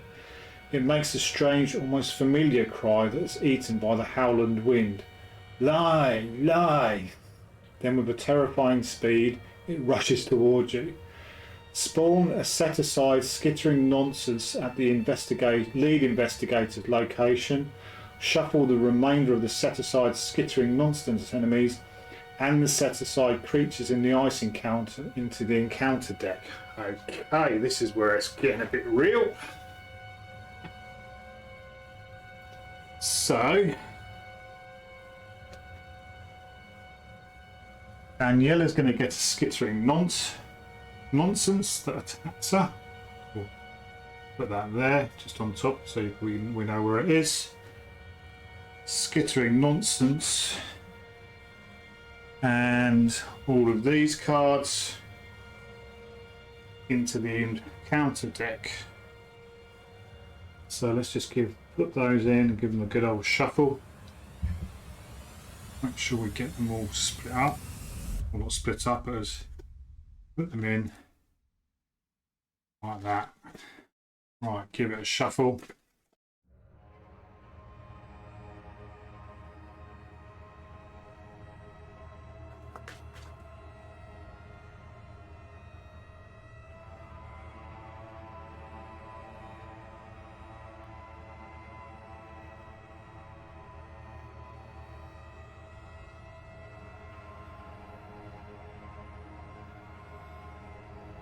Just noticed there's one card upside down in there, so bear with me.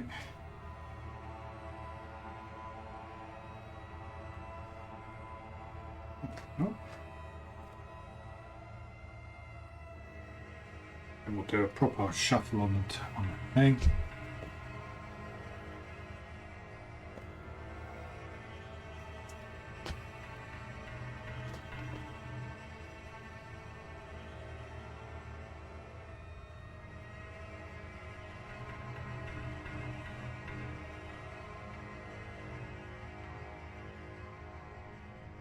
We've got to be at the same location if we want to resign.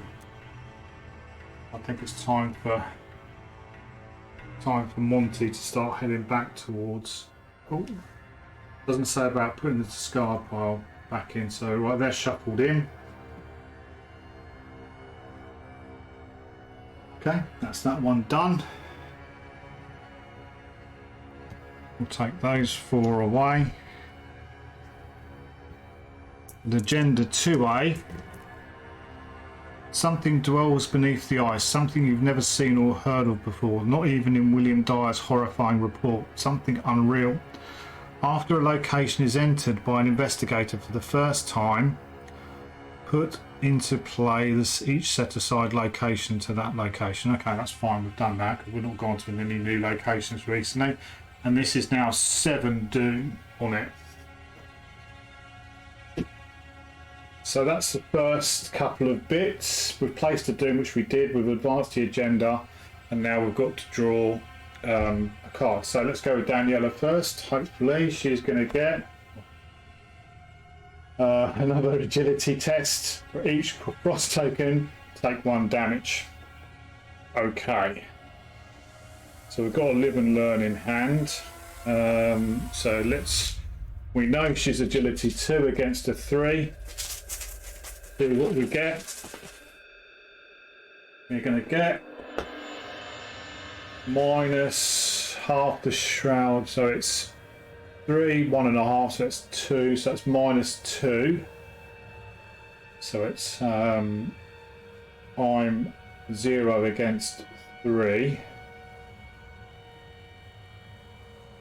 There's no point in playing.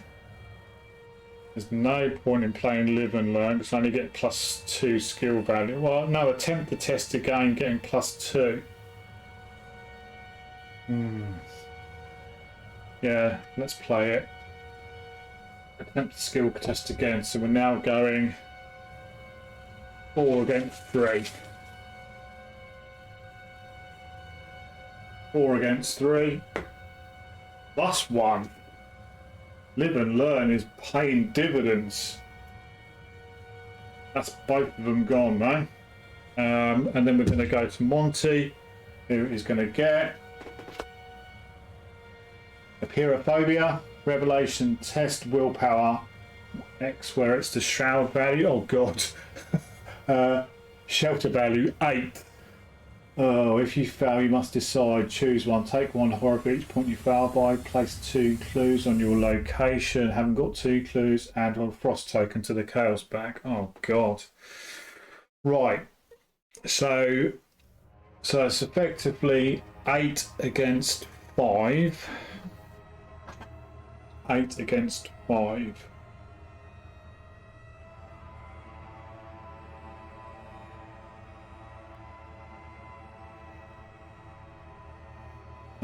Well, I will play an ethereal slip to make it 8 against 6, just to try and avoid some damage. 8 against 6. I can't do anything else. There's nothing else in his hand. Derringer. No. 8 against 6. Oops, there we go. 8 against 6, and we're going to go. Oh, -4. Flip. Oh.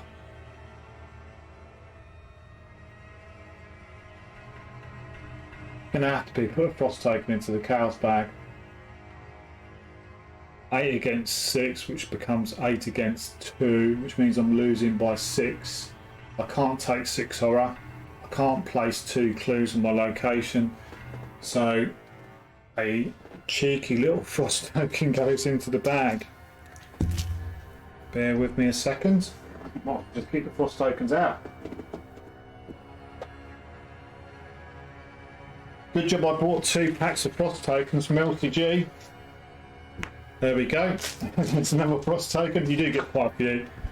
Oh, I only bought 2 because I thought I didn't know if I'd need them or not. So another frost token in the bag. That hurt. That really hurt. Okay, let's go on to the investigation phase then.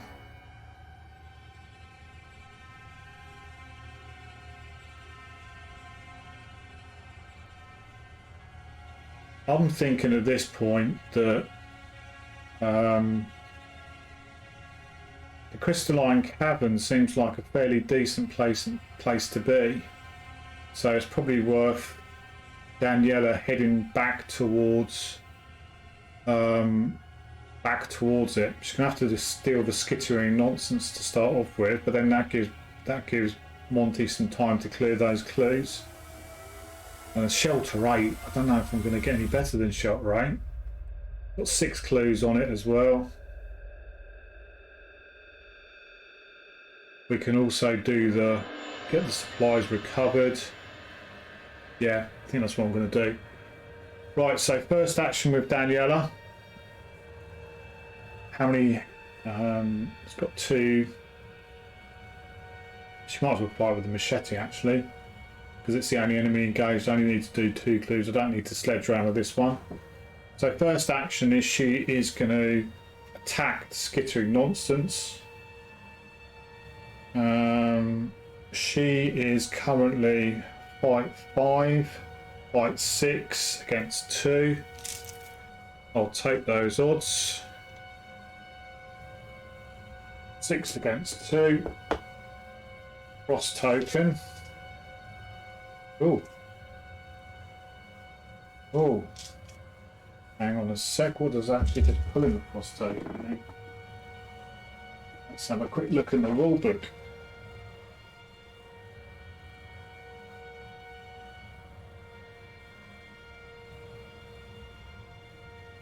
Okay. Right, so it says frost token. The first frost token revealed from the chaos bag during a skill test has the following effect. -1, reveal another frost token. Okay, let's do that. Reveal another token, sorry. Reveal another token. So we're currently at -1.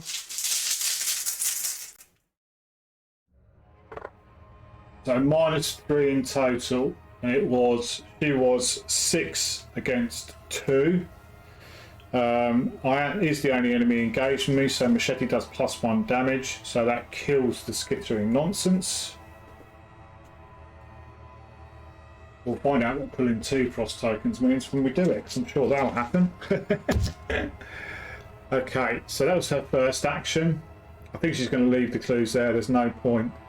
So her second action is going to be to move to the treacherous path. Third action, move back down to the frozen shores. Just going to head towards Monty so she can come in there and then go there. That's fine. That's fine. Okay. Monty has got 4 actions. Bless him. He has got 4 actions. Good old Leo DeLuca in play.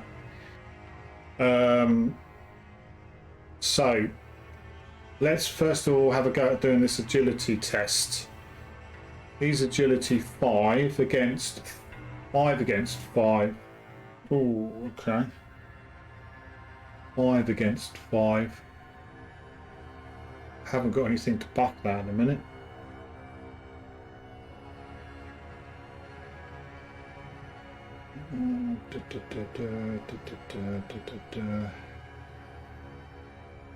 Hmm. 5 against 5.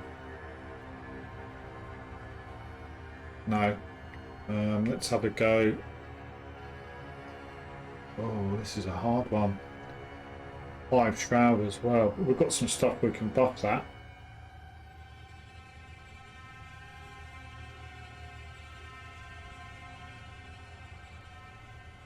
Okay. 5 against 5 on either one. It's on 5 agility and then 5 investigate with the magnifying glass. Don't know why those odds. Little cards I've got in hand are Pocket Telescope and Leo DeLuca. So we can make, for the first one, we can go 5 against 7. Don't know whether I'm necessarily going to need clues. Oh, I've got the location has got no clues on it. Okay, so we're going to have to clear that of clues first to then try and use it as a shelter. Wow, okay. Okay, so first action from Monty Ashley. Let's draw a card, see if we can get some help. First action is draw a card. Let's see what we get. Scout ahead, but it's got 2 agility symbols on it. That's handy. That's handy. Second action, do I draw another card? See what I get? Yeah. Draw another card for my second action. I'm going to get intellect and agility. Slipped away. So those have all helped. Right.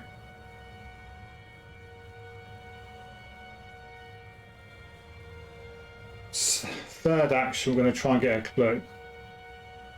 So we're currently 5 against 5. We're going to play Pocket Telescope for 6 against 5. We're going to play Leo DeLuca for 7 against 5. And then we're going to play Slipped Away for 8 against 5. I want to get these clues. 8 against 5. We get -2.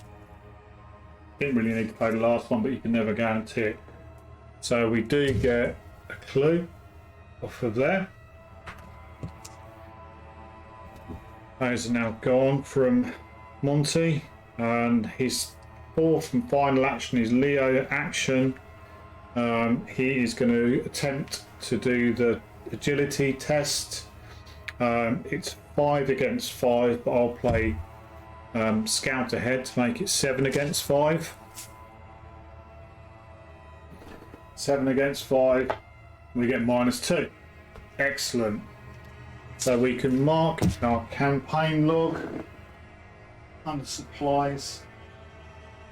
Miasmic crystals. Miasmic crystals.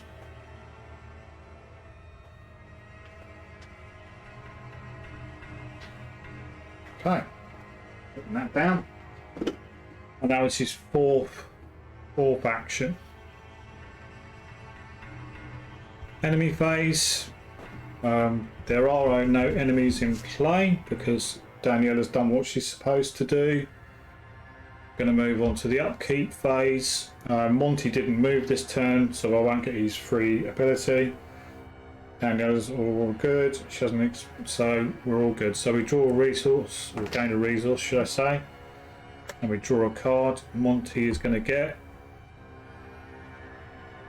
his treachery or weakness. Put hospital debts into play in your area. It's a free action move. One resource from your resource pool to hospital debts. When it's got 6 resources on it, you earn 2 fewer experience. This scenario, oh god. Ah. Okay, and Daniela's going to draw, dodge, play when an enemy attacks and investigate your location, cancel the attack. Good. Okay, that's it for the upkeep phase. We're now going to move on to the Mythos phase. Okay, Mythos phase. We're going to place a Doom on the Mythos, 1 of 7. You can see my hospital debts there is really causing me a pain. Check the Mythos at the agenda. No, we're all good. Then we draw a card. So let's start off with Daniela first to see what she's going to get. She's going to get Through the Ice. Attached to the nearest location without a copy of Through the Ice. That's an additional cost to leave or enter. Agility 2. Oh. Daniela's weak spot. Daniela's weak spot, and that doesn't go either. Good job we missed. We moved. We didn't touch the crash site last time. We dissected it. So that's Daniela's card, and then Monty is going to get test 3 agility for each frost token revealed. Take 1 damage. If you fail, take 2 damage. Agility 5, so he's not too bad at this. Not chucking anything in. Done the agility test where he needs to be. So 3 against 5, and we're going to get a -1, so he's all good. It's not too bad, that one from Monty. I'll take that one each day of the week. So that's him done. We then move on to the investigation phase. Right. Hospital debts is a right pain. Well, first of all, he's got 3 resources. He's not going to be spending any. He's got a Derringer in his hand, which he's not going to need. He'll spend 3 free actions putting 3 resources onto hospital debts. I don't want to not have. I don't know how much experience you get out of this encounter scenario, but having 2 fewer less experience could really nobble us going forward. So I know it's a bit of a waste. I'll bring reset actions. Could have done that. Oh, did I draw a card? Did I draw a card at last? Hang on a sec. Yep, sorry, just double checked I did draw a card. So investigation phase. Right. And Monty's got no more money to put onto hospital debts, and he's testing 5, trying to clear these clues. And I'm currently 5 Derringer in hand, which is not any use. So his first action is to draw a card to see what he gets. He's got a backstab, which has got an agility symbol on it, which is no good. Second action, draw a card. Sled dog. All about the fight. And he's got 3 fighting symbols. Oh dear, oh dear. I need Shroud 5 is a nightmare. Third action, draw a card. Come on, come on. Lone Wolf. Another agility card. So I'm all about agility and fight at the minute. Seems like a wasted turn for Monty, but Shroud could have been going zeros against, or fives against fives, but if I'm drawing, if I start drawing some symbols out, I'm going to start taking damage. Oh, in for a penny, in for a pound. Fourth and final action, going to draw a card. Another backstab. 1, 2, 3, 4, 5 cards in hand. None of them are any good or useful. Anyway, so that's it for Monty. Daniela's going to move, or attempt to move. Agility 2 against her agility of 2. But we have got a dodge, so we can make it a 3 versus 4, which is what we're going to have to do. Play the dodge to make it a 3 versus 4. 3 versus 4. Oops, sorry. 3 versus 4. -1. Dodge comes into play. Excellent. So she does move for her first action to there. So she's moved to there. Second action, she's going to move to be with Monty in the cabins. Monty says, oh, this looks like a pretty decent place to set up shop. Daniela goes, really? It's a nice cave. And her third action, let's see if she's got some clue getting ability. So let's do final action for Daniela. She's going to draw a card. She gets overpower. So she's all about the fight. So if anything comes attacking us, we're okay. We're just not so good at getting the clues off for the minute. But hey ho, that was a very quick turn for the players. Not really too much going on, but at least they're both in the same location now. And let's see if Monty can get some stuff going when it comes to investigating. But a Shroud of 5, that's the killer. That is the killer. Right, okay.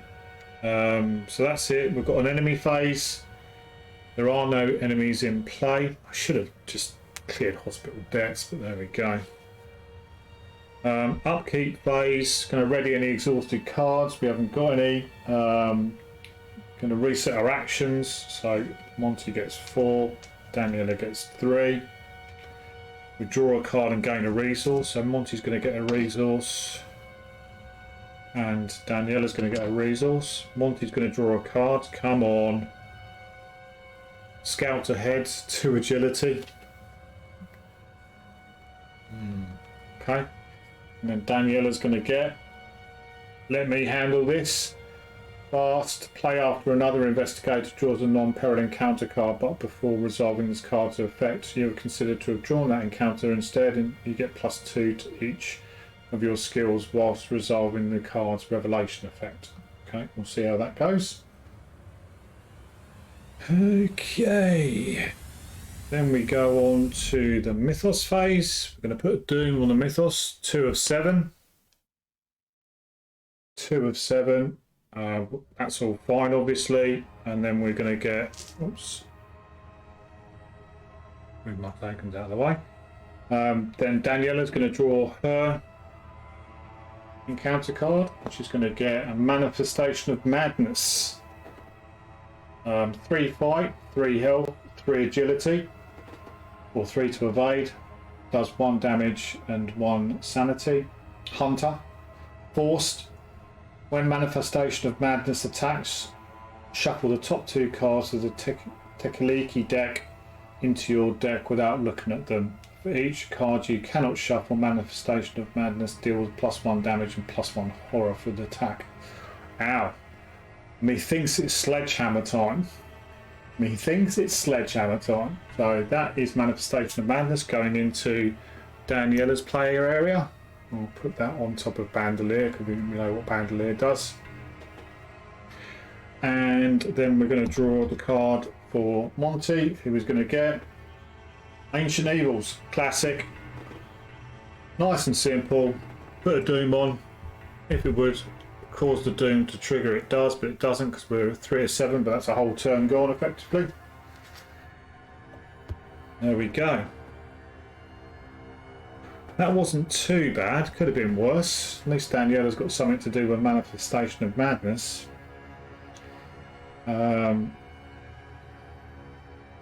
So, yeah, let's sledgehammer. Let's sledgehammer the Manifestation of Madness. It's sitting right next to it in the cards as well, which is awesome. So let's work this out. We're going to do a two action attack with sledgehammer. So we are currently at fight 7 versus 3. We're going to do 3 damage to it. So I think we'll leave it there. We'll leave it there. So 3 against 7. -1. Manifestation of Madness is sledgehammered to death. That's the reason why sledgehammer is in there. Those 3 cost, and although it's the same thing, 2 additional attacks, but you've only got 1 test, which for me is golden, really. You haven't got past 2 tests to do 3 damage or 4 damage. Take 1 test, boom, 3 damage. And then for her last action, she hasn't. Now she's at the location with Monty. She could start helping him with skill tests, but she hasn't got the right cards. So she is going to draw a card for her last action, which is going to be another sledgehammer. How many fight symbols have I got across these 2? So that is it for Daniela. We go on to Monty. He's going to use a free action to put a resource onto hospital debts. 1, 2, 3, 4, 5, 6 cards in hand. So have a guess what? First action, draw a card. Right, we've got a book. We've got a book. Second action, draw a card. Come on, be a book. Willpower. Oh.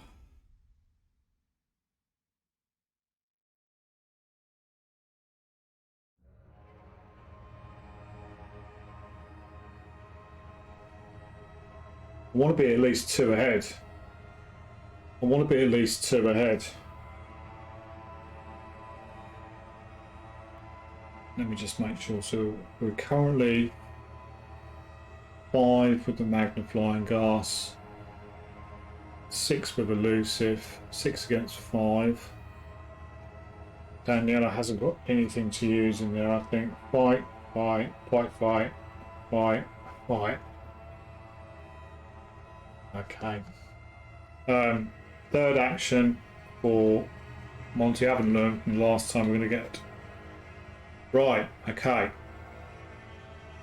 So we're good. Well, we've got a sneak attack. Sorry, which has got an intellect symbol on it. So fourth and final action, we're going to do an investigate. And we're going to go 4 naturally, 5 with the magnifying glass, and then we'll put a sneak attack and an elusive in there for 2 more symbols, which is making us 7 against 5. 7 against 5, and we're going to get, oh man, -4, shelter 8.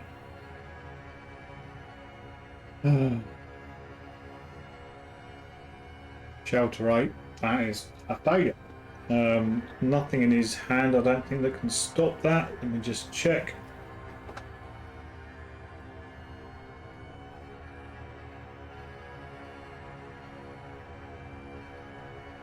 No. So that's a failure. That is a failure.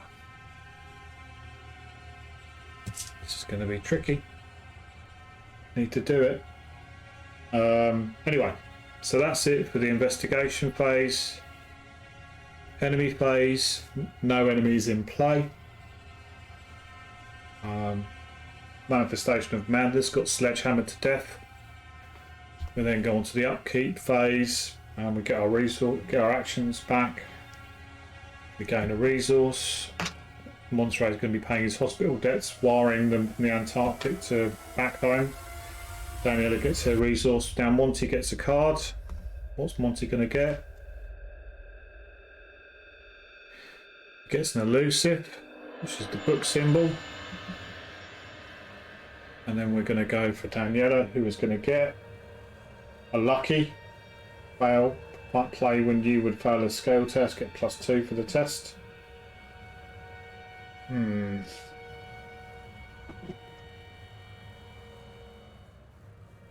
Yeah. I have to rethink this. I have to rethink this, ladies and gentlemen. Round 5. That's why it's a shelter 8, because it's difficult to get into. Yeah, okay. So that was it for the Upkeep Phase. Go on to the Mythos Phase. We're going to put 1 onto the agenda, which is 4 of 7. We check it, it's fine. We're then going to draw a card for Daniela, who gets a revelation attached to a location. Each investigator gets -1 of the skills, so that's great. That is really good. Goes at the end of the turn though, thankfully. Oh, let's just check Monty's hand size. 1, 2, 3, 4, 5, 6, 7, 8. He's 8 in hands, that's fine. That was Daniela drawing.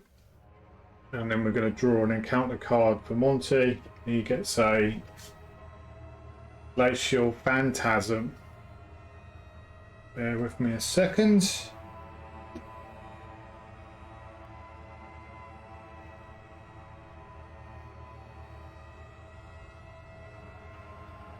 Daniela will play on top of that. Let me handle this.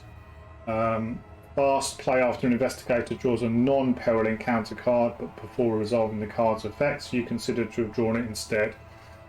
So she is going to get Glacial Phantasm, a 4 fight, 4 health, 2 of 8.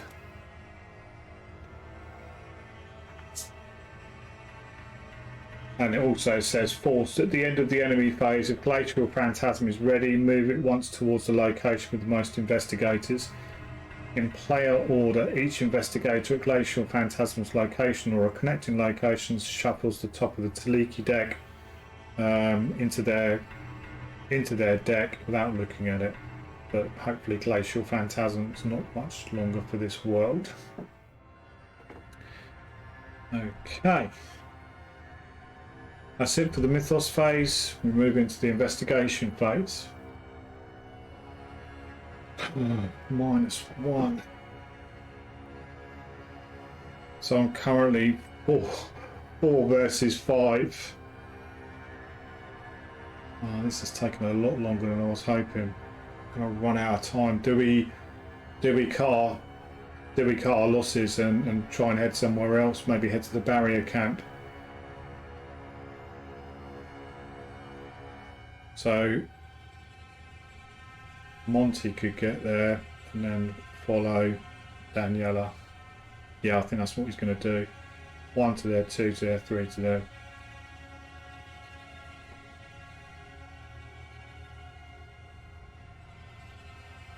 Gonna have to get some clues.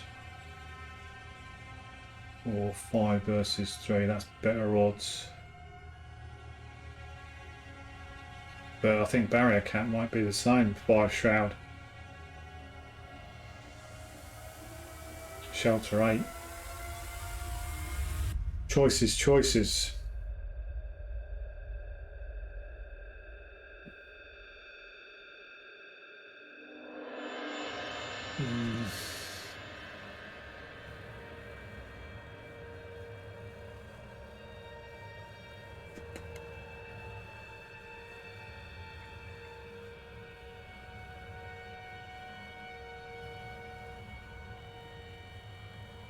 Can move 1 to there.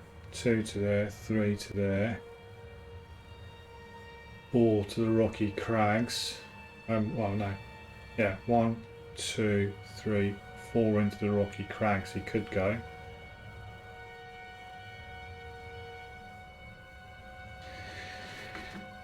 Yeah, let's try that. Might be a mistake.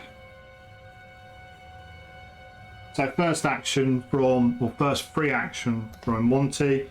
He'll pay a free action to pay nearly off his hospital debts. And then he's got 4 actions. He's going to use all 4 of them to move because Daniela's engaged with a glacial phantasm. It's not massive.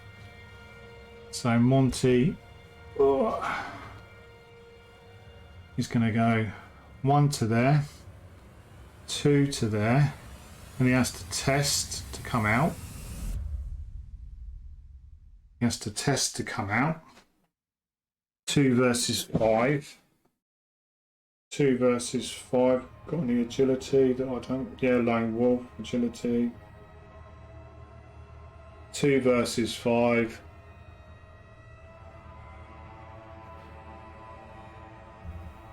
Two versus 6.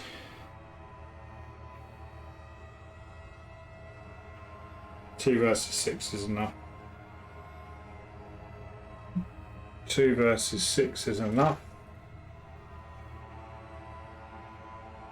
2 versus 6. That's -1. We draw another token.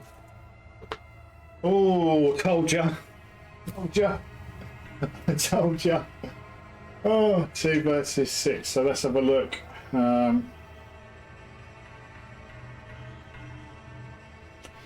If another cross token is revealed from the Chaos bag during the same test, immediately end the revealed Chaos tokens, get step of the skill test, and then resolve the test as an automatic failure. Oh, right. Okay. I'll just have to backtrack here. So it was 1 action to move into the broad snowdrifts, 1 action to move into the frozen shores, 1 action to try and move out, which he failed. 4th action, he'll have another go at doing it, and he will chuck another backstab in to effectively make the same test. 4 versus 6. 4 versus 6. 0. Okay, so he makes it. So he ends up, doesn't quite make it to the rocky cliff. He does make it to the treacherous path.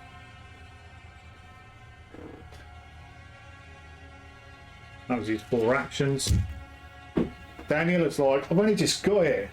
I've only just got here and you've buggered off again. I suppose I'll deal with this glacial phantasm. So we've got a -1 on there anyway from the treachery card there. So she is currently fight 4 against 4.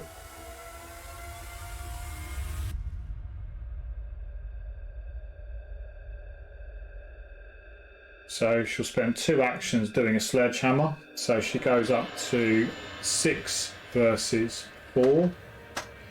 6 versus 4.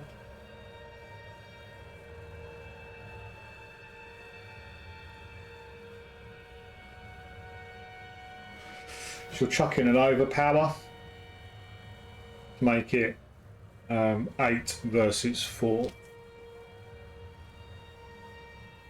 Just chucked in an overpower to make it 8 versus 4. She's getting +2 from the sledgehammer, +2 from that, and she's 4 because of that. So let's see what she gets. 8 versus 4. Cross token -1, you're taking me. -3, -4. So 8 versus 4 was lucky, we still got it.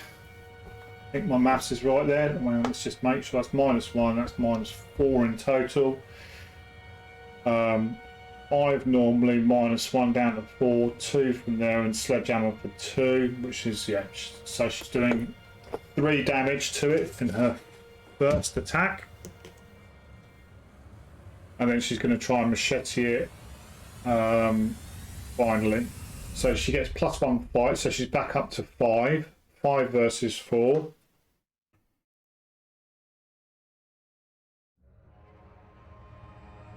Five versus 4.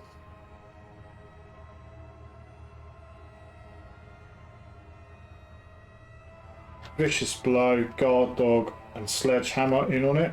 So that effectively takes me up to 8 versus 4. So yeah, she's 4, 5, 6, 7, 8 for Machete. 8 versus 4 for Machete. 0. So she kills it. +2 damage from the Vicious Blow. Oh, Overpower kicked in as well, didn't it? I'll draw a card for Overpower. Draw a card. Blow after you defeat an enemy, discover a clue at your location. So Snuff to kill the Phantasm. +2 damage, and got 1 left. She does actually do a better job than Monterey, getting a clue of the location. Okay.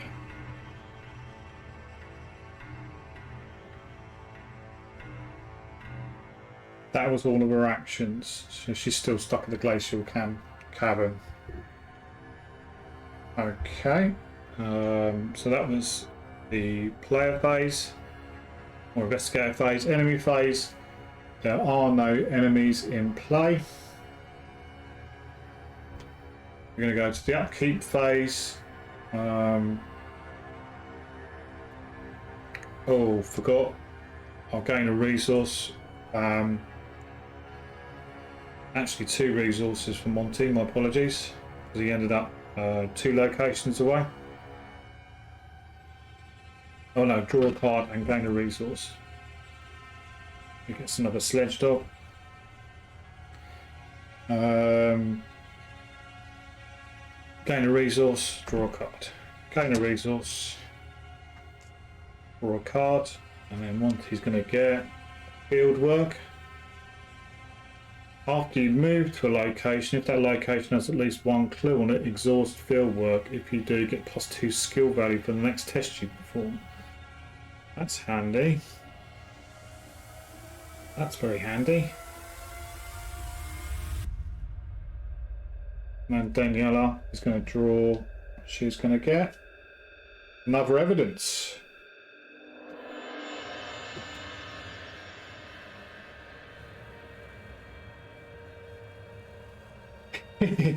Is it worth Monty coming back down? Is it worth Monty coming back down? Daniela's now got 2 evidences in, so she's going to discover a clue after she defeats an enemy. And let's be honest, with the Sledgehammer and Machete, she's going to be defeating stuff. There's 4 clues left on it. Monty's also got field work now in place, so when he moves back in, he gets +2 skill value. Yeah, sort it. Anyway, let's see what happens. So that was it for the upkeep phase. And then move into the Mythos phase. We're going to put 1. And now it's 5 of 7. So we've got a couple of turns left. Danielle is now going to draw her individual card from the encounter set. Please be a monster. No. Oh, actually, that now goes. Whiteout now falls off. So we're not getting -1 anymore, which is good. Dark Aurora. Test agility 3 for each frost taken revealed. Take 1 horror. If you fail, take 2 horror. No. Agility 3 for Daniela. Agility 2. She's got nothing that could. We've got lucky. We've got a lucky in hand. So she's 2 against 3. 2 against 3, and we get +1. 3. Yeah, that's fine. She's passed. Excellent news. Good old LCG tokens coming to the rescue. Could have been a monster today. And then we're going to choose one for Monty. Polar Mirage. Attached to the nearest location with at least one clue on it, without a copy of Polar Mirage. After you discover or take control of one or more clues at the attached location, discard each non-weakness card in your hand. Discard card. Wow. No chance. Discard each non-weakness card in your hand. Discard Polar Mirage. Well, I'm not going to be taking any clues off of there. So it's going to go on to Monty's treacherous par. And it stays in play as well. Good job we didn't get that downstairs at the cabin. Mind you, it wouldn't really matter. So that's it for the Mythos phase. We're going to move on to the investigation phase. So what are we going to do with Monty? Well, first of all, we'll pay our debts, 6 debts, 6 resources on it, so we can leave it there. That stays in play, but we've got six resources on it. That was a free action, so we've done that. We're going to move down to the frozen shores and then down to the snowdrifts.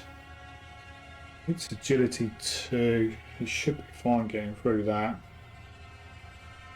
Got loads of agility stuff if we need it. Got a couple of sled dogs in play.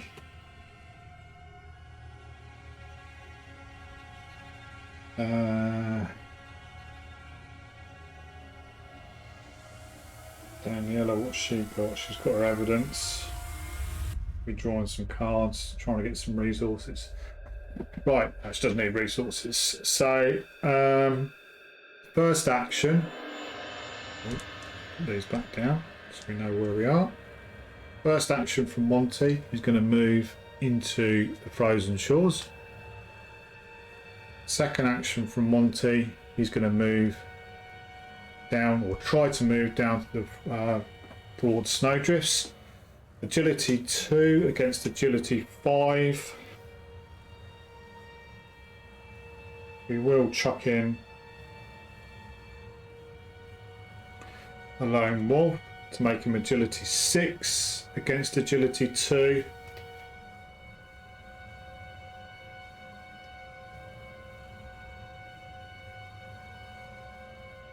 Agility 6 against agility 2. Cultist -2. We don't fail. It's fine. So he moves down. That's good. Right, let's just think about this, because we need to set ourselves up for next turn with Monty. So, third action, I'm going to pay and get a resource. So give me 2. Give me 2 resources, and then I'm going to pay 2 to bring field work into play.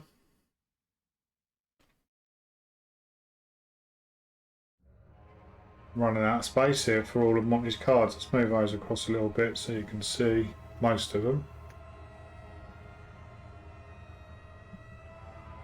Leo DeLuca, and we've got a ball whip at the end. And that was his 4 actions. But Monty is set up for the next turn. Now, what is Daniela going to do? She's not going to be doing any investigating, that's for certain. We've already got the miasmic crystals off there. She drawn both of her weaknesses? Drawn one, I think. Mob goons. So there is another one kicking about in there somewhere. She's got enough resources. So she'll spend an action.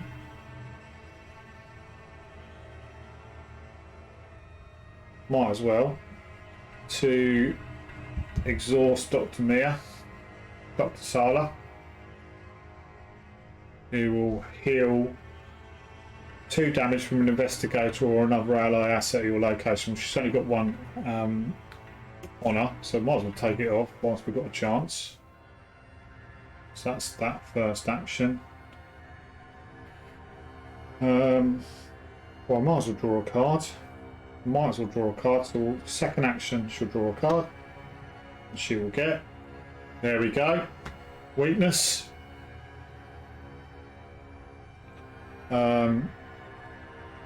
Put Chronophobia into play in your threat area. Force at the end of your turn. Take one direct horror. 2 actions to discard Chronophobia. Third action. There's no point in doing it. We'll do it next turn. Third action. Draw a card.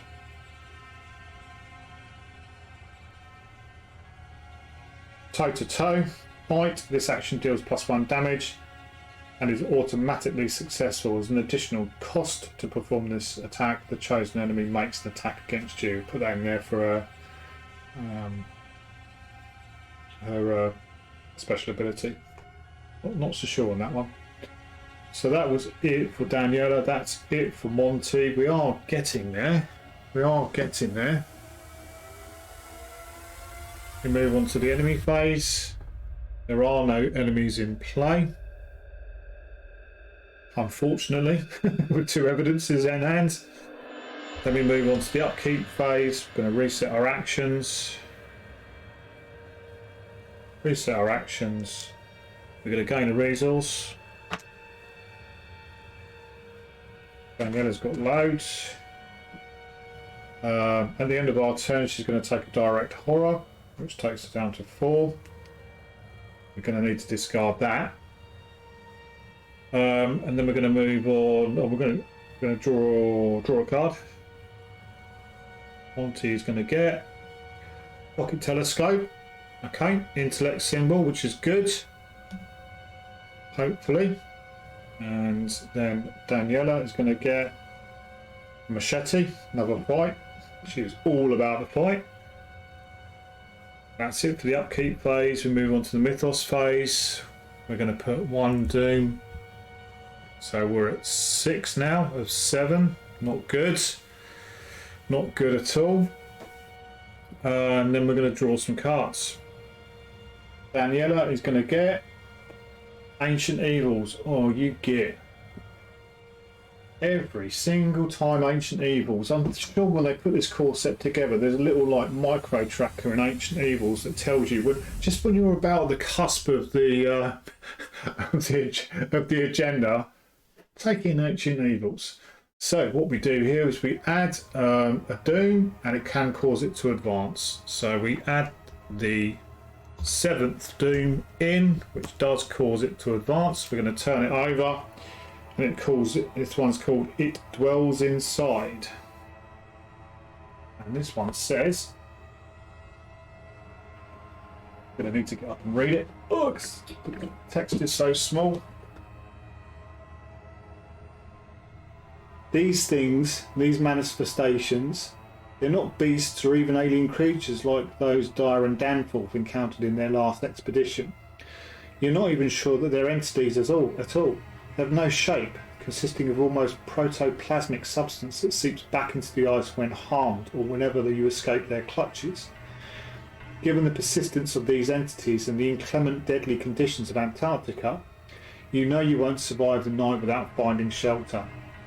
Just as you are pondering what your next move should be, the ice beneath you rumbles with a tremendous force, letting out a terrifying groan. An earthquake? One of your party asked over the raucous noise. No, that's impossible, another replies. You share a dreadful glance. Could it be one of those things? Spawn the set-aside terror of the star's enemy at the revealed location with the highest shelter value. Okay.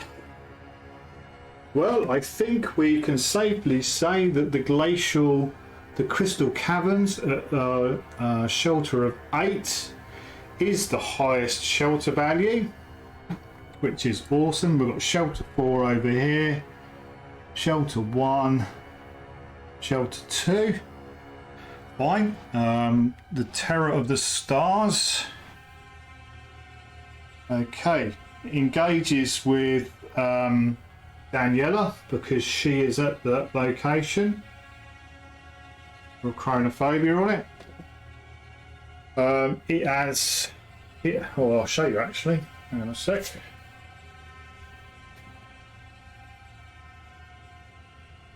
It has got 4 fight, 3 health, 3 evade, monster, Eidolon, elite, hunter, massive. Terror of the Stars gets +3 health per investigator, so it's at 9. And whilst Terror of the Stars is ready, investigators cannot resign at its location or discover clues at its location. Oh god. Okay. So that was it for that agenda. And the new agenda 3A reads, I won't bother taking over. The sun hangs low in the sky, but never sets. Your party is exhausted from the long, arduous day. Though the sky is never plunged into the dark of night, you know it's only a matter of time before you're forced to make camp. Again, forced after a location is entered by an investigator for the first time. Put into play each set-aside location connecting to that location. It's got 7 doing on it. Right. Okay.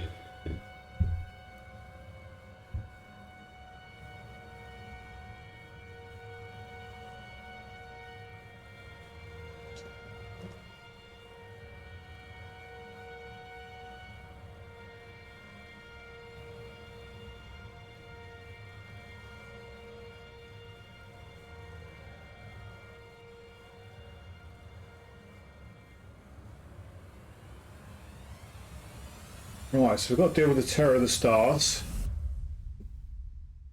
And then we've got to clear the clues. And yeah, that's what we've got to do. That was what we've got to do.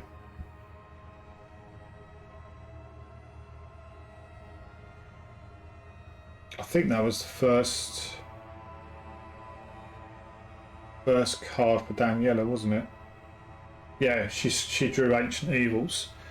So Monty's got to draw a card. That's the problem when a few things happen at once. We drew our Ancient Evils, it triggered the agenda, we then had to get the Terror of the Stars into play, and you can sometimes forget where you're at. But that was the first card, she drew Ancient Evils, so Monty's got to draw a card, and he's going to get Ancient Evils. There you go. 1 on the agenda. So we really do have a clock now. We really do have a clock. We've got 6 turns left, basically. That's it for Ancient Evils. I think that's all 3 of them, I think. Unless these get shuffled back in. 1, 2, 3, yeah. Okay, so we move on to the investigation phase.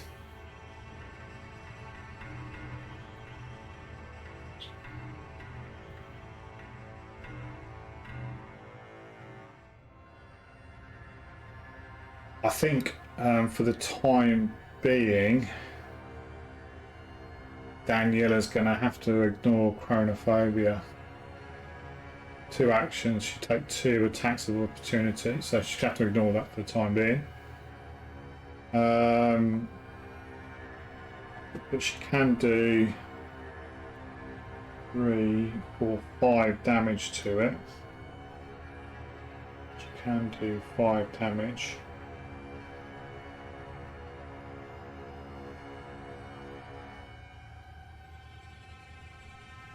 Oh, it's already got Mia. We've got some heal there. Oh, she used a heal, didn't she? Let's take that off. Apologies. So she's got 2 heals left. Okay. Okay. That's not too bad. That's not too bad. We don't want to use Bandolier because that will. No, we don't need to lose that. Right, so first 2 actions from Daniela.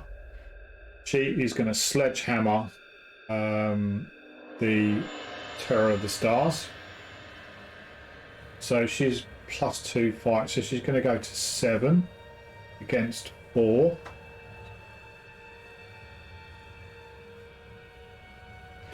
Let's play Machete to make it 8 versus 4. Make it 8 versus 4.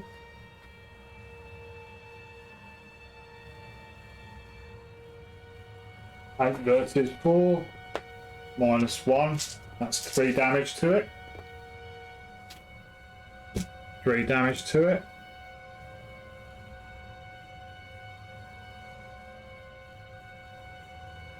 And then we're going to fight it again with the machete this time round. So she's at 5, she's at 6 for machete. She's at 7, she's going to chuck a toe-to-toe in. So 7 versus 4 this time, and she's got a lucky as well. So 7 versus 4. 7 versus 4. Shroud value rounding down. You bastard. 7 versus 4. Yeah, 5, 6, 7. -4. Takes me to 3. Takes me to 3. 3 versus 4. So I'll play a lucky. Failing a skill test for +2, that takes me to a win. Thank goodness. Yeah, just might get the calculations right in my head. So I'm at 5, 6 for machete, 7 because I chucked in a toe-to-toe. -4 takes me down to 3. It's a fight of 4, so I put a lucky in for +2. So yeah, that's all good. So we do another 2 damage to it. So that's 5 from Daniela. Good girl. Good girl. And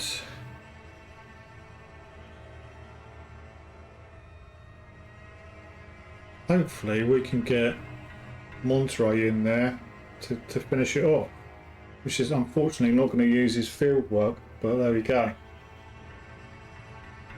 1 action for Monty to move into the cabin. Automatically engage in Terror of the Stars because it's massive.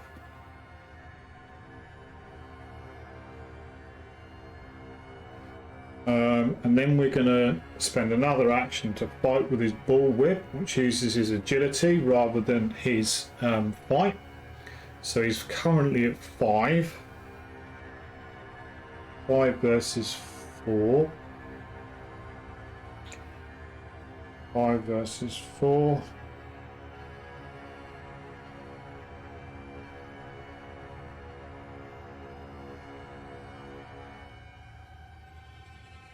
Versus 4.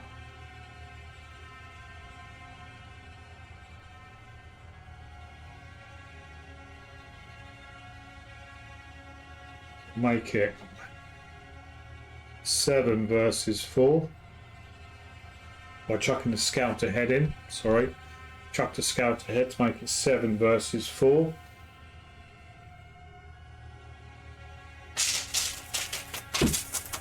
Seven versus 4, +1, 8 versus 4, and we will choose 1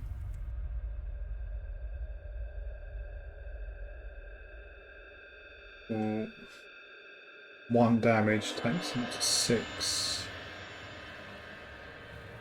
I'm not going to exhaust it, so I'll just do 1 damage to it. Or do I? Hang on a sec. 6? No, because I can't then use it again. No, we'll do 6. Third action.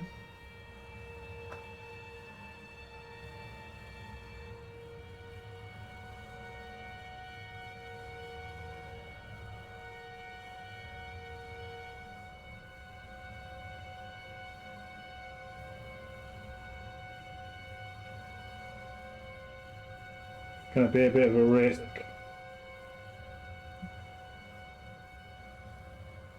I'm going to fight it again.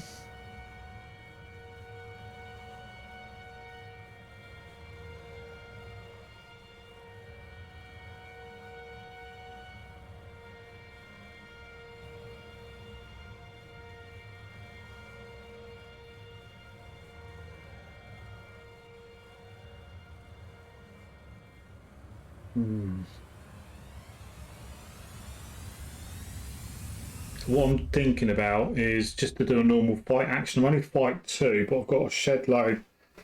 I have got a shed load of fight token. I've got 1, 2, 3, which would take me to 5 versus 4. And then my final action, I can do a trusty bullwhip again, and then do the +1 damage if I get it. So let's do that. Let's try that. So I'm putting 3 cards in, Derringer and 2 Sledge Dogs to take me to a fight. Oh, I can't because I've got nothing to fight with. Can you do a normal fight action?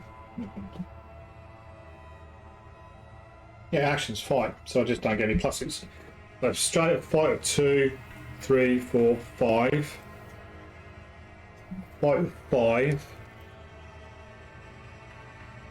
5 versus 4. Oh. Auto fail. Wonder when that was coming out. Ancient Evils, and those are all. Anyway, so last action, I'm going to fight with my trusted bullwhip, and I'm going to put a elusive in there to make it a 6 versus 4. 6 versus 4. -2, we hit it, and I will exhaust the trusty bullwhip this time to do an additional damage. So that's 2 damage on it. So take that off, put 3 on. So it's got 1 left. It's got 1 left. Or I could choose, actually, no. I will exhaust it, automatically evade the attacked enemy. I don't do a lot of evading, but let me just check. Evade means you tap it, I'm pretty sure. That's like I say, I hardly ever play on a rogue, so I don't do a lot of evading. So let me just check. Yeah, very, very quick check there. I will tap the trusty bullwhip to, I'll do that as you can see, to automatically evade the Terror of the Stars, which means it's exhausted. And that's fine, which means it won't attack us this enemy phase. And that's it for the investigation phase. We go on to the enemy phase. Now, just making sure I read this.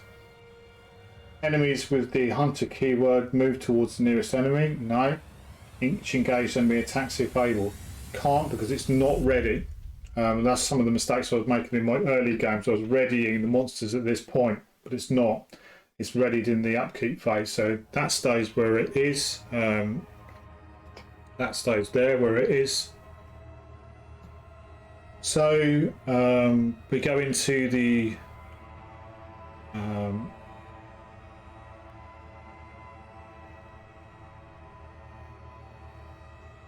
upkeep phase.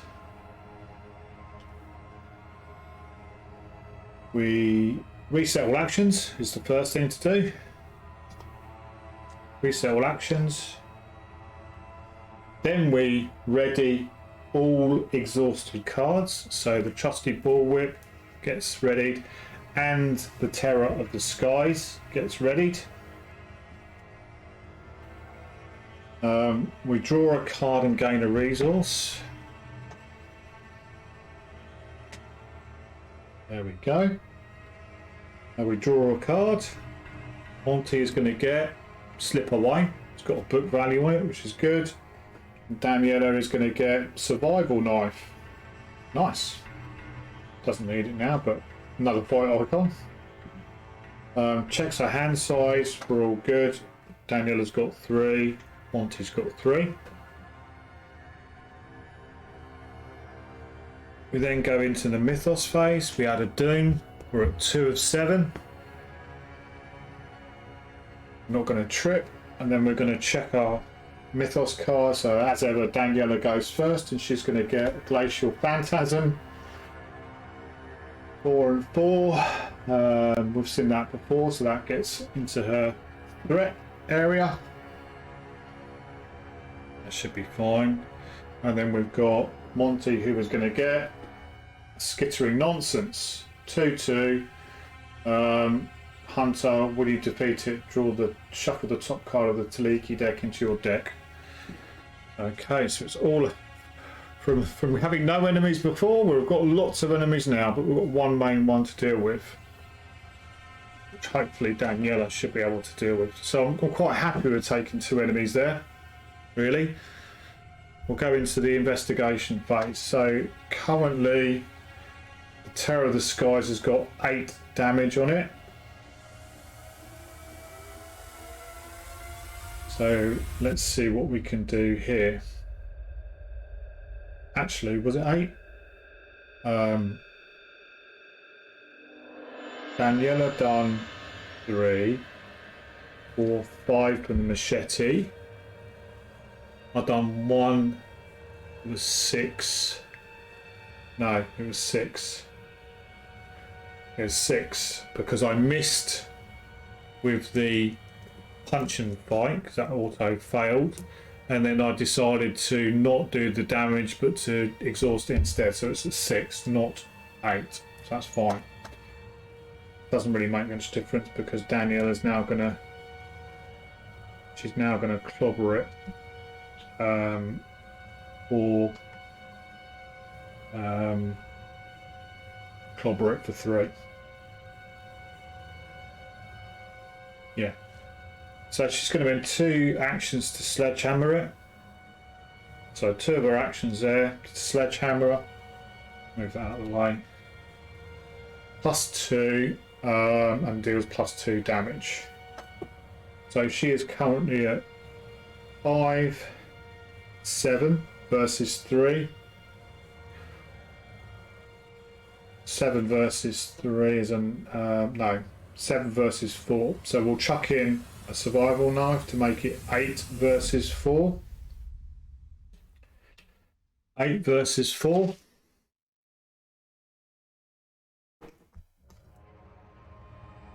And we are going to get -2, which is more than enough. Does 3 damage to it. Terror of the Skies is no longer. We get that put into the victory pile, which is victory 1. We also get to pay 1 for evidenced. Fast play after you defeat an enemy. Discover a clue at your location. So we'll take a clue off of there.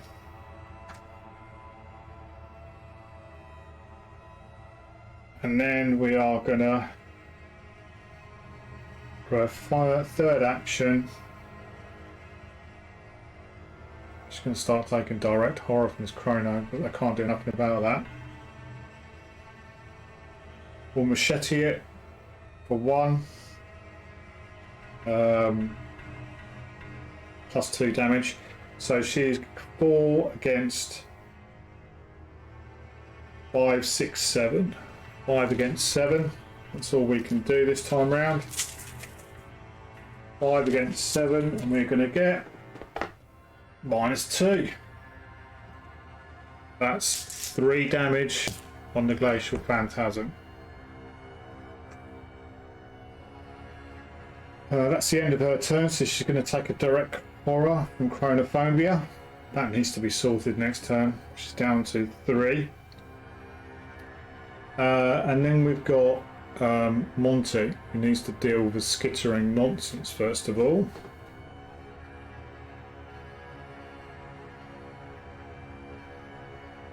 Skittering Nonsense is 2. We're going to pay 1 to fight with the trusty bullwhip. Using my agility, so 5 against 3, 5 against 2. -2. Awesome. We'll tap it to do the +1 damage. Sorry, can't see what I'm doing here. We'll tap the Trusty Bullwhip to do +1 damage, which does 2 damage to this, which kills it. Skittering nonsense can go away.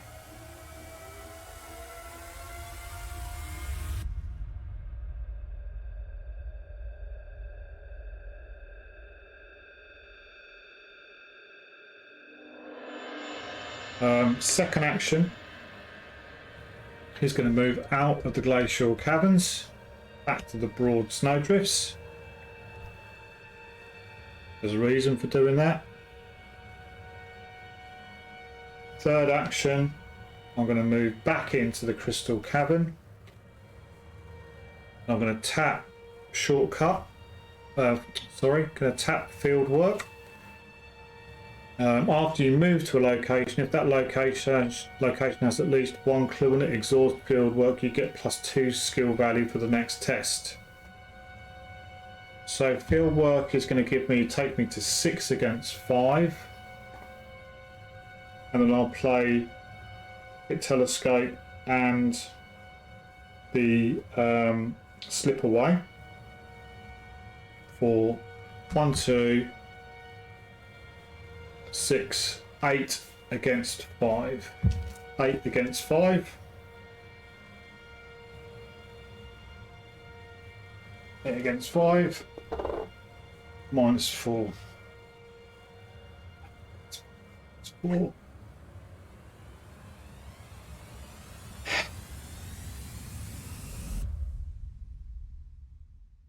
Hang on a minute.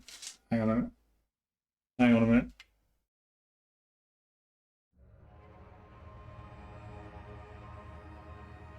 Right, no, hang on, I made a mistake. So let me just recalculate this. So I'm at 4 standard.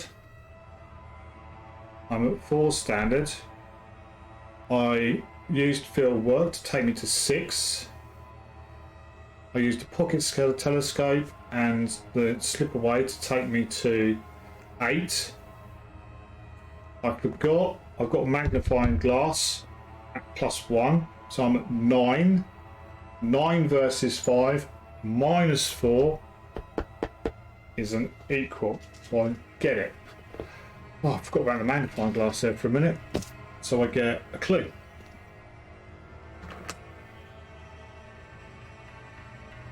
You. Last action.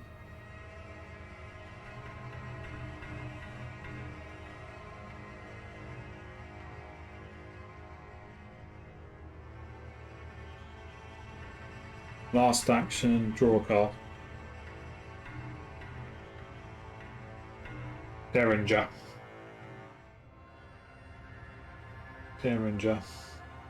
That's 2. Okay. That's it. Enemy phase. Gonna take 1 and 1 from the Glacial Phantasm. I'll put both of them onto Dr. Marla Singer. Oops, they're not direct. 1 and 1 onto Dr. Marla. She's only got 2 sanity, so but I can't be taking sanity on Daniela. I've already taken my direct horror from Chronophobia over there. That's it for the enemy phase. There are no other enemies. Upkeep phase. We reset all of our actions.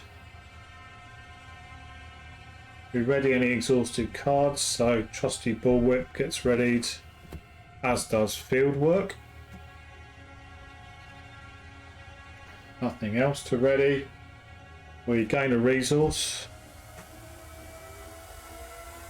We draw a card, so Monty is going to get another book. Think on your feet. Ask, play when an enemy would spawn at your location, immediately move to a connecting location. You need to remember that. And then Daniela is going to get Overpower to fight. So hopefully Glacial Phantasm is not long for this world.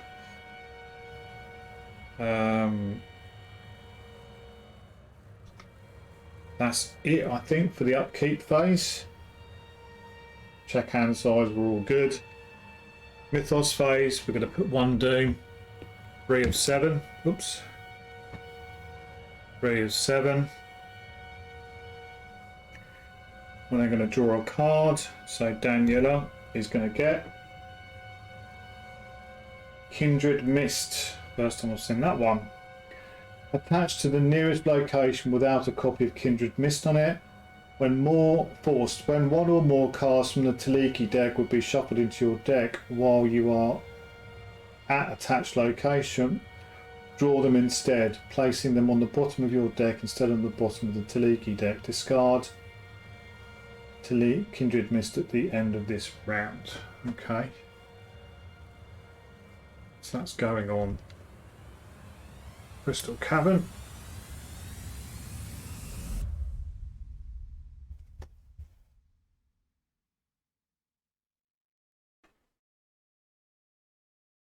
And then Monty is going to draw a Manifestation of Madness.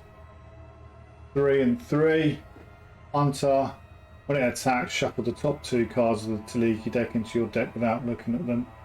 Got away with those Taliki decks at the moment. I don't know if I've been doing things right, but so it's going to come into Monty's threat area. Oh. And then we move on to the investigation phase. First things first, Daniela is going to hit the Glacial Phantasm for a 1 fight with the machete. So she's going to be 5, 6. She'll chuck an overpower in, make her 8 versus 4. 8 versus 4. We're going to get 3 plus 1. If you're attacked by an enemy this round, you automatically succeed instead. Doesn't make any difference because we wasn't. So we do defeat the Glacial Phantasm. First of all, that's the first thing. So that goes. We then pay our 1 for evidence, which means I discover a clue at that area. Daniela's rocking the clue gathering. She really is rocking the clue gathering. And I also get to draw a card overpower, which is a guard dog. So that was her first action. Second 2 actions is going to get rid of Chronophobia. Get rid of Chronophobia. That can go. That was going to kill her. I'll send her insane. Glad to get rid of that. That's cool. And then we have got a Manifestation of Madness to deal with by poor old oh,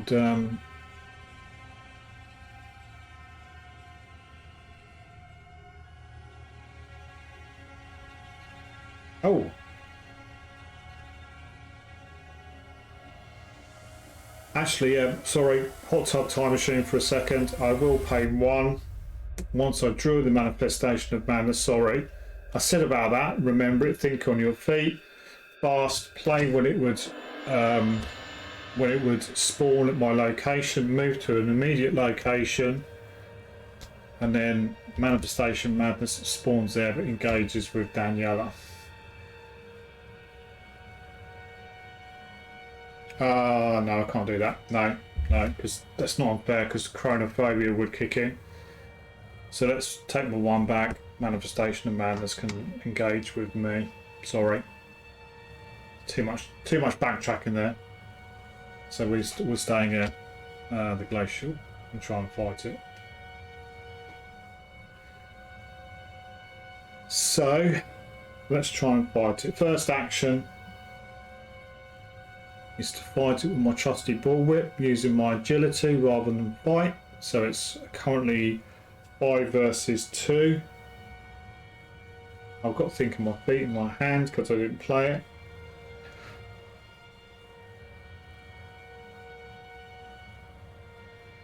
Five versus 3.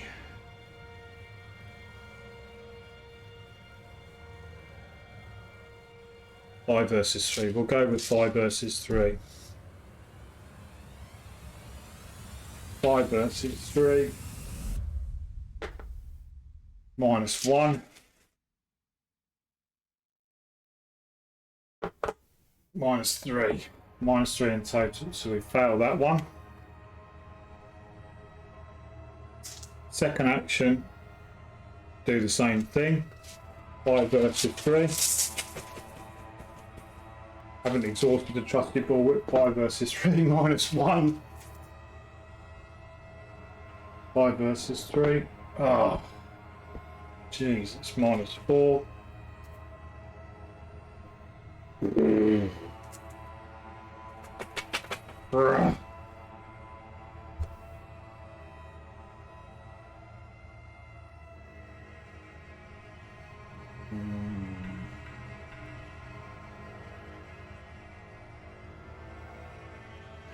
Right, fight again with a trusty bulwark. This time I want to put in I think with your feet, so it's 6 versus 3.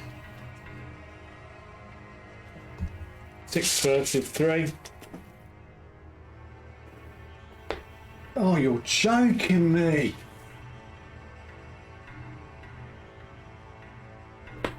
Right. Finally, -1, 6 versus 3.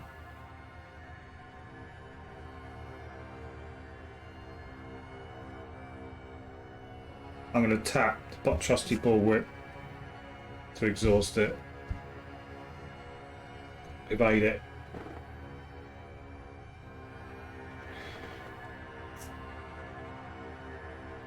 Evade it. And then last action. He's going to move out to the broad snowdrifts. So that's evaded. That's sort of in the ether at the minute. Okay.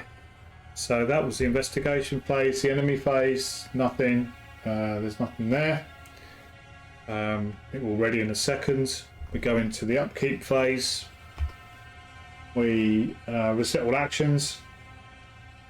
We ready all exhausted cards, so Trusty Bulwark gets readied, as does the Manifestation of Madness, and immediately engages Daniela because she is the only. Oops, she's the only person in its location. That's that done. Oh, sorry, we draw a card and gain a resource. So Monty's going to get a resource. Daniela's going to get a resource. We draw a card. Monty is going to get Ethereal Slip.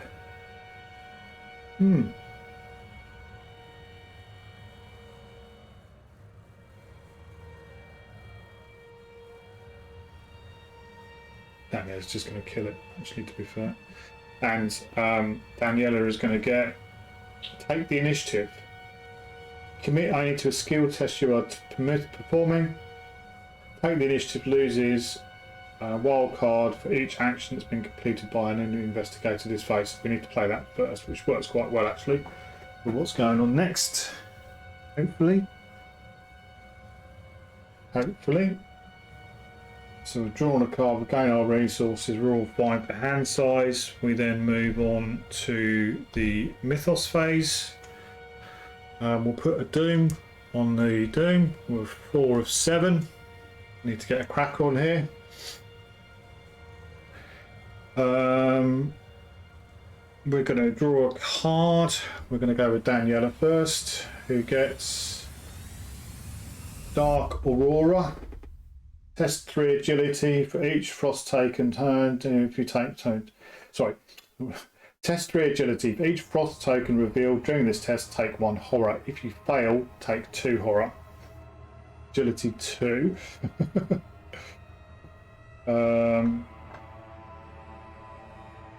Yeah, I think I'm going to have to take the initiative into this one because I can't be taking horror. I can't put any horror on Dr. Marla.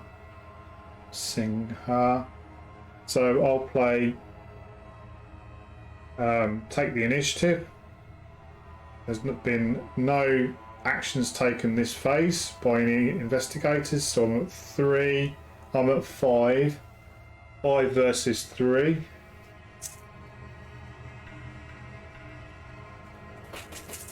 5 versus 3. And we get -4.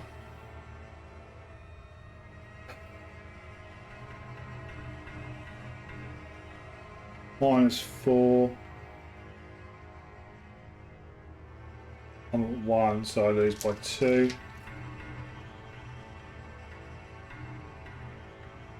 So I take 2 horror. Down to 1 horror. She is down to 1 horror. It's a waste to take the initiative as well.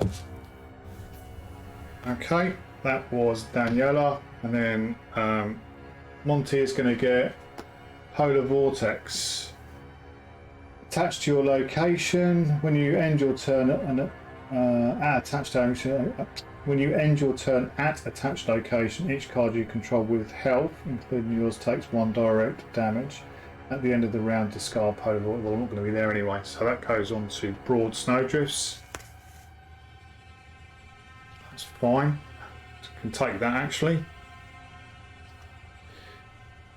So that's it for the Mythos phase. We go on to the investigation phase. Right. We need to try and kill this manifestation of madness. So Daniela is going to sledgehammer him for 2 actions. 2 actions, sledgehammer. So she's at 7 versus 3. We'll take those odds. 7 versus 3.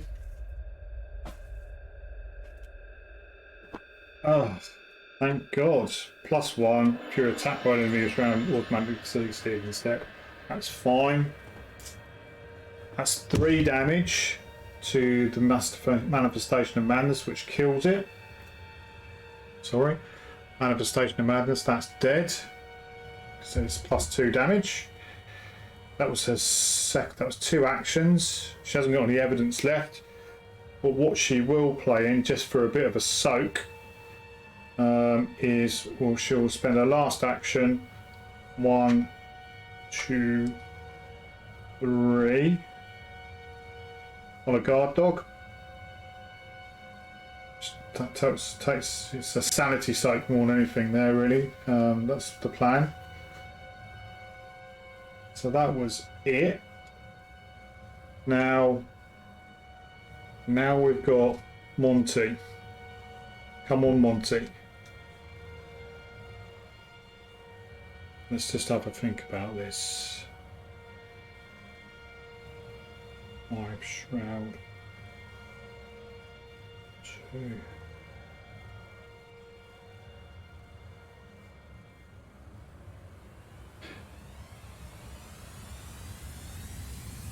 That's 6. Need to get about 3 if I can. So I'm going to draw a card for first action. Draw a card from the first action, and we're going to get, yes, sneak attack. So 5, 6, 7, 8.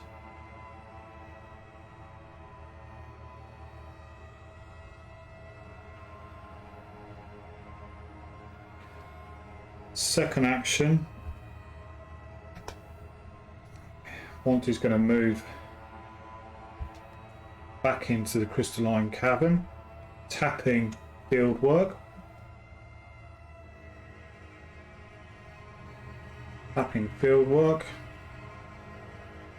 gives me +2 for the next skill test you would perform. And his third action, he'll be attempting to investigate. So he's at 4, 5 for the magnifying glass, 6, 7 for field work. He'll chuck in sneak attack to make it 8. 8 versus 5.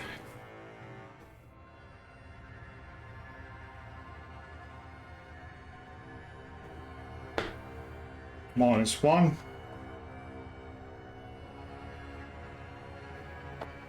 -2. It's -3 in total.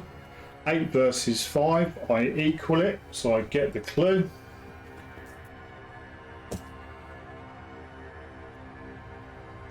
There's no clues on Crystalline Cabin.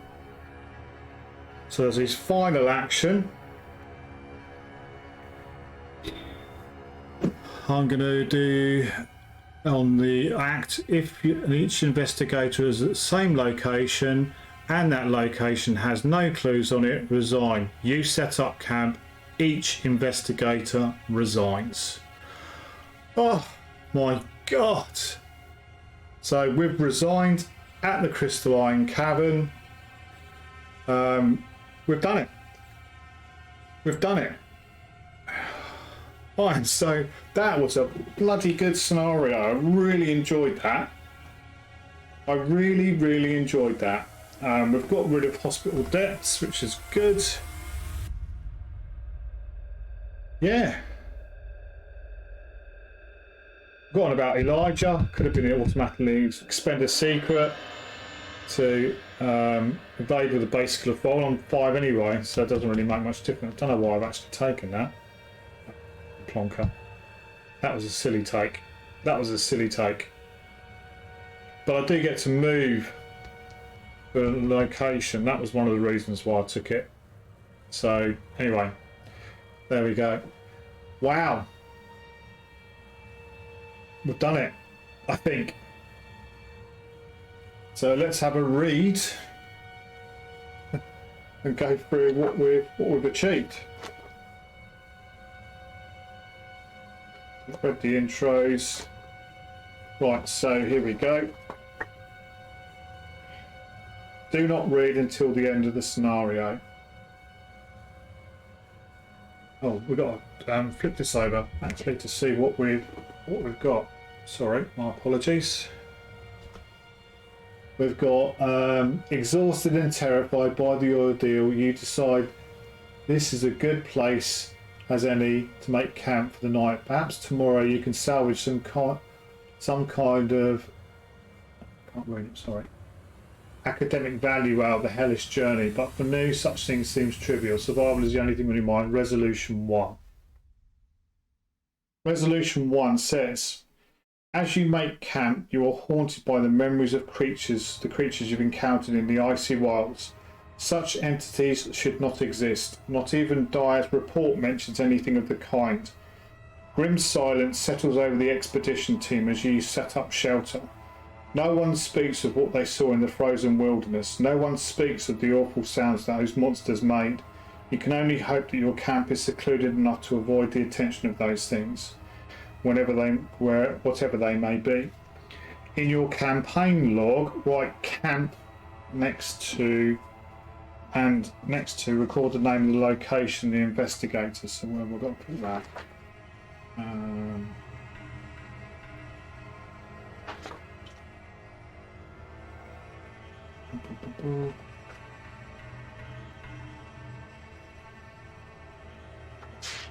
Okay.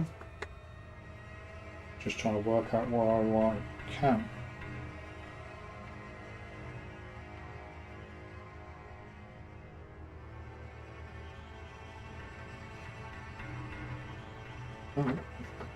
We'll put it up the top here. Expedition team. We're at Camp Crystalline Cabin. Crystalline Cabin. And it is shelter 8. Okay. Each investigator has experience equal to the camp's shelter value to a minimum of 3, plus the victory points of each card in the victory display. 9s, because we killed the terror in the skies. And we got a shelter of 8. So we've got 9 experience to spend. In the expedition team section of the campaign log, record the amount of damage and horror on each partner asset in play. Okay, so Elia hasn't got any, but Marla has got 1 and 1, so she's got 1 damage, 1 horror. Proceed to checkpoint 1, the disappearance.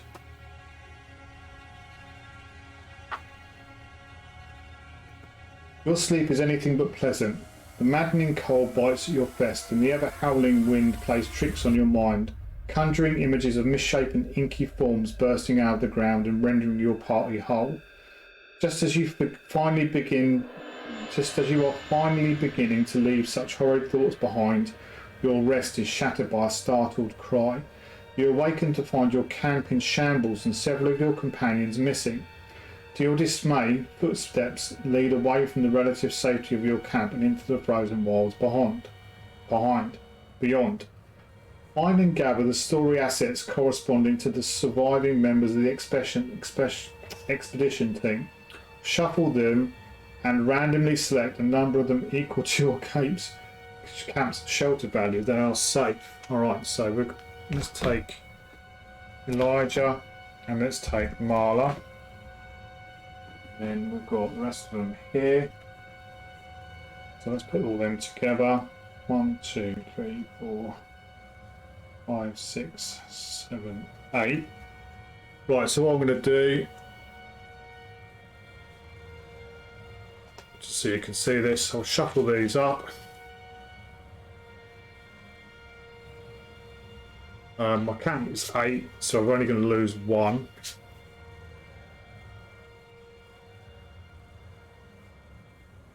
That one. I don't know, I won't look at it just yet. See what we get.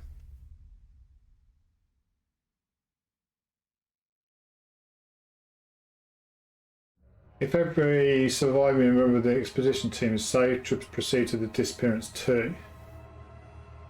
No. The rest of the expedition so shuffle and randomly select a number of them equal to your camp's shelter value. Those characters are safe. So one's disappeared. MIA to each camera person who went missing. So who's gone missing? Oh, bloody hell, Cookie. Cookie's gone missing. That doesn't surprise me. Let's write MIA. So Cookie is MIA.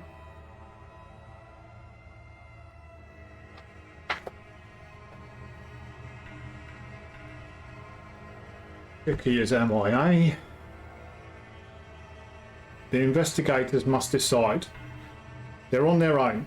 You'll skip the next part of the scenario, proceed to the disappearance 2. Go after the missing team members. You'll play the next part of the scenario, skip to the disappearance 3 if you wish to do so immediately, or disappearance 4 if you wish to take a break and proceed the next time you play. Well, yeah, I'm gonna do that. Disappearance 4. So under disappearance 4, you said you've decided to go after your missing team members. In the ice and death section of the campaign log, under locations revealed, record each locations you've revealed. When you're ready to start play again, begin at ice and death part 2. So we've revealed locations revealed.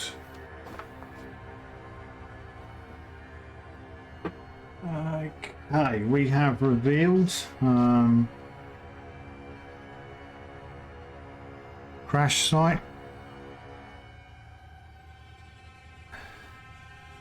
frozen shores,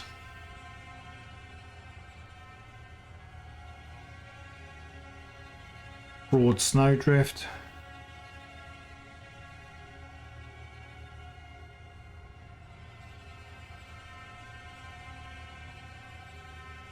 we then go to the snow graves with Crystalline Cabin,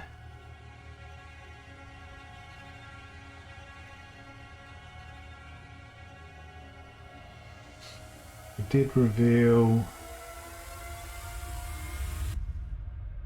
treacherous path,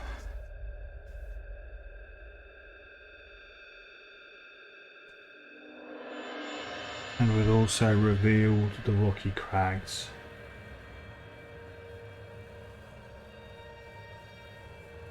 So next time we will play Ice and Death Part 2. Okay, what I'm going to do just to finish off this video is I am going to take my 9 experience, spend my 9 experience for each investigator, come back and tell you what I put in the decks, and then we'll play Ice and Death Part 2 as our next scenario. I hope you've enjoyed this. I hope it's come across how really fun it was to play. Something a bit different, very enjoyable. Really enjoyed playing the decks, actually, I must admit. Seemed to be working okay. Got some good draws right from the outset with Bandolier and Sledgehammer and Machete and all that. Yeah, really enjoyed playing them, and hope you like the videos. If you could like and subscribe, that'd be really awesome. But I look forward to seeing you on the next video. Thanks very much. Well, no, I'll come back and I'll just go through the experience I've spent, and then we'll go from there. See you in a sec. Well, for you a second, it'll be me in probably about 3 or 4 hours. Okay, so we've had a look at our XP. We've got 9 to spend. So let's start off with the simple one first of all. We'll start off with Daniela. I'm going all in all honesty. I'm going all in. I'm upgrading the 2 copies of Sledgehammer that she's got at the moment, which is obviously the 0 XP cost, to 2 copies of the 4 cost. So that's 8 XP spent by Daniela. She'll have 1 in the bank. The difference on this card is, with my normal fight, I don't get the -1 on the skill test. It's +1 and deals +1 damage. And then the Uber version is now 3 actions, +5 fight, and you deal +5 damage. Whilst I've got the XP, I'm going all in.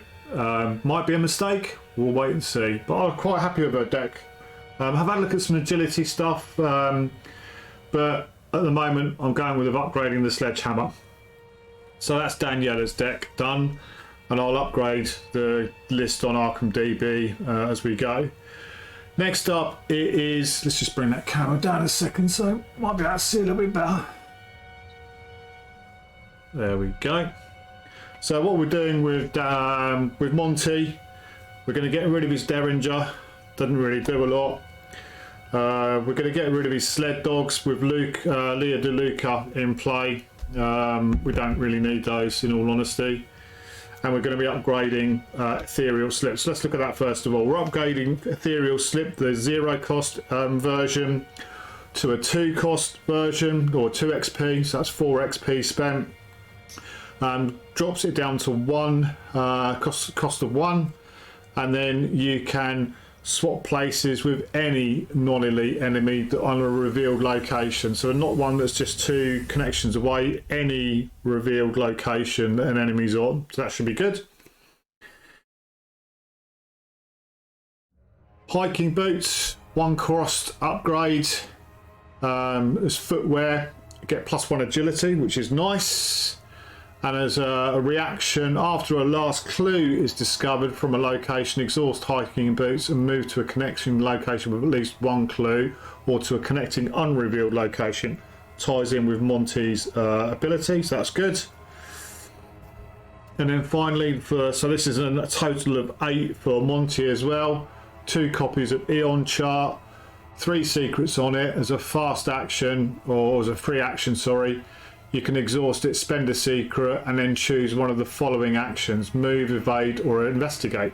So another sort of free action if you want. So there is another upgradable version of this as well, but we're going to do the 1 cost for the time being.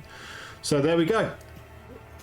Both have got 1 XP in the bank. I've only spent 8, so I'll upgrade the decks, and we'll get ready for our next session to play Ice and Death Part 2, I believe, and then we'll see how we get on. But thank you for watching. Hope you're enjoying it. Any suggestions on decks, any suggestion on future upgrades, I'd be really appreciated to let me know. But hope you've enjoyed the playthrough, and there's much more to come from the Edge of the Earth Ice campaign from Tinder Lost Gaming. Thanks a lot. Bye bye.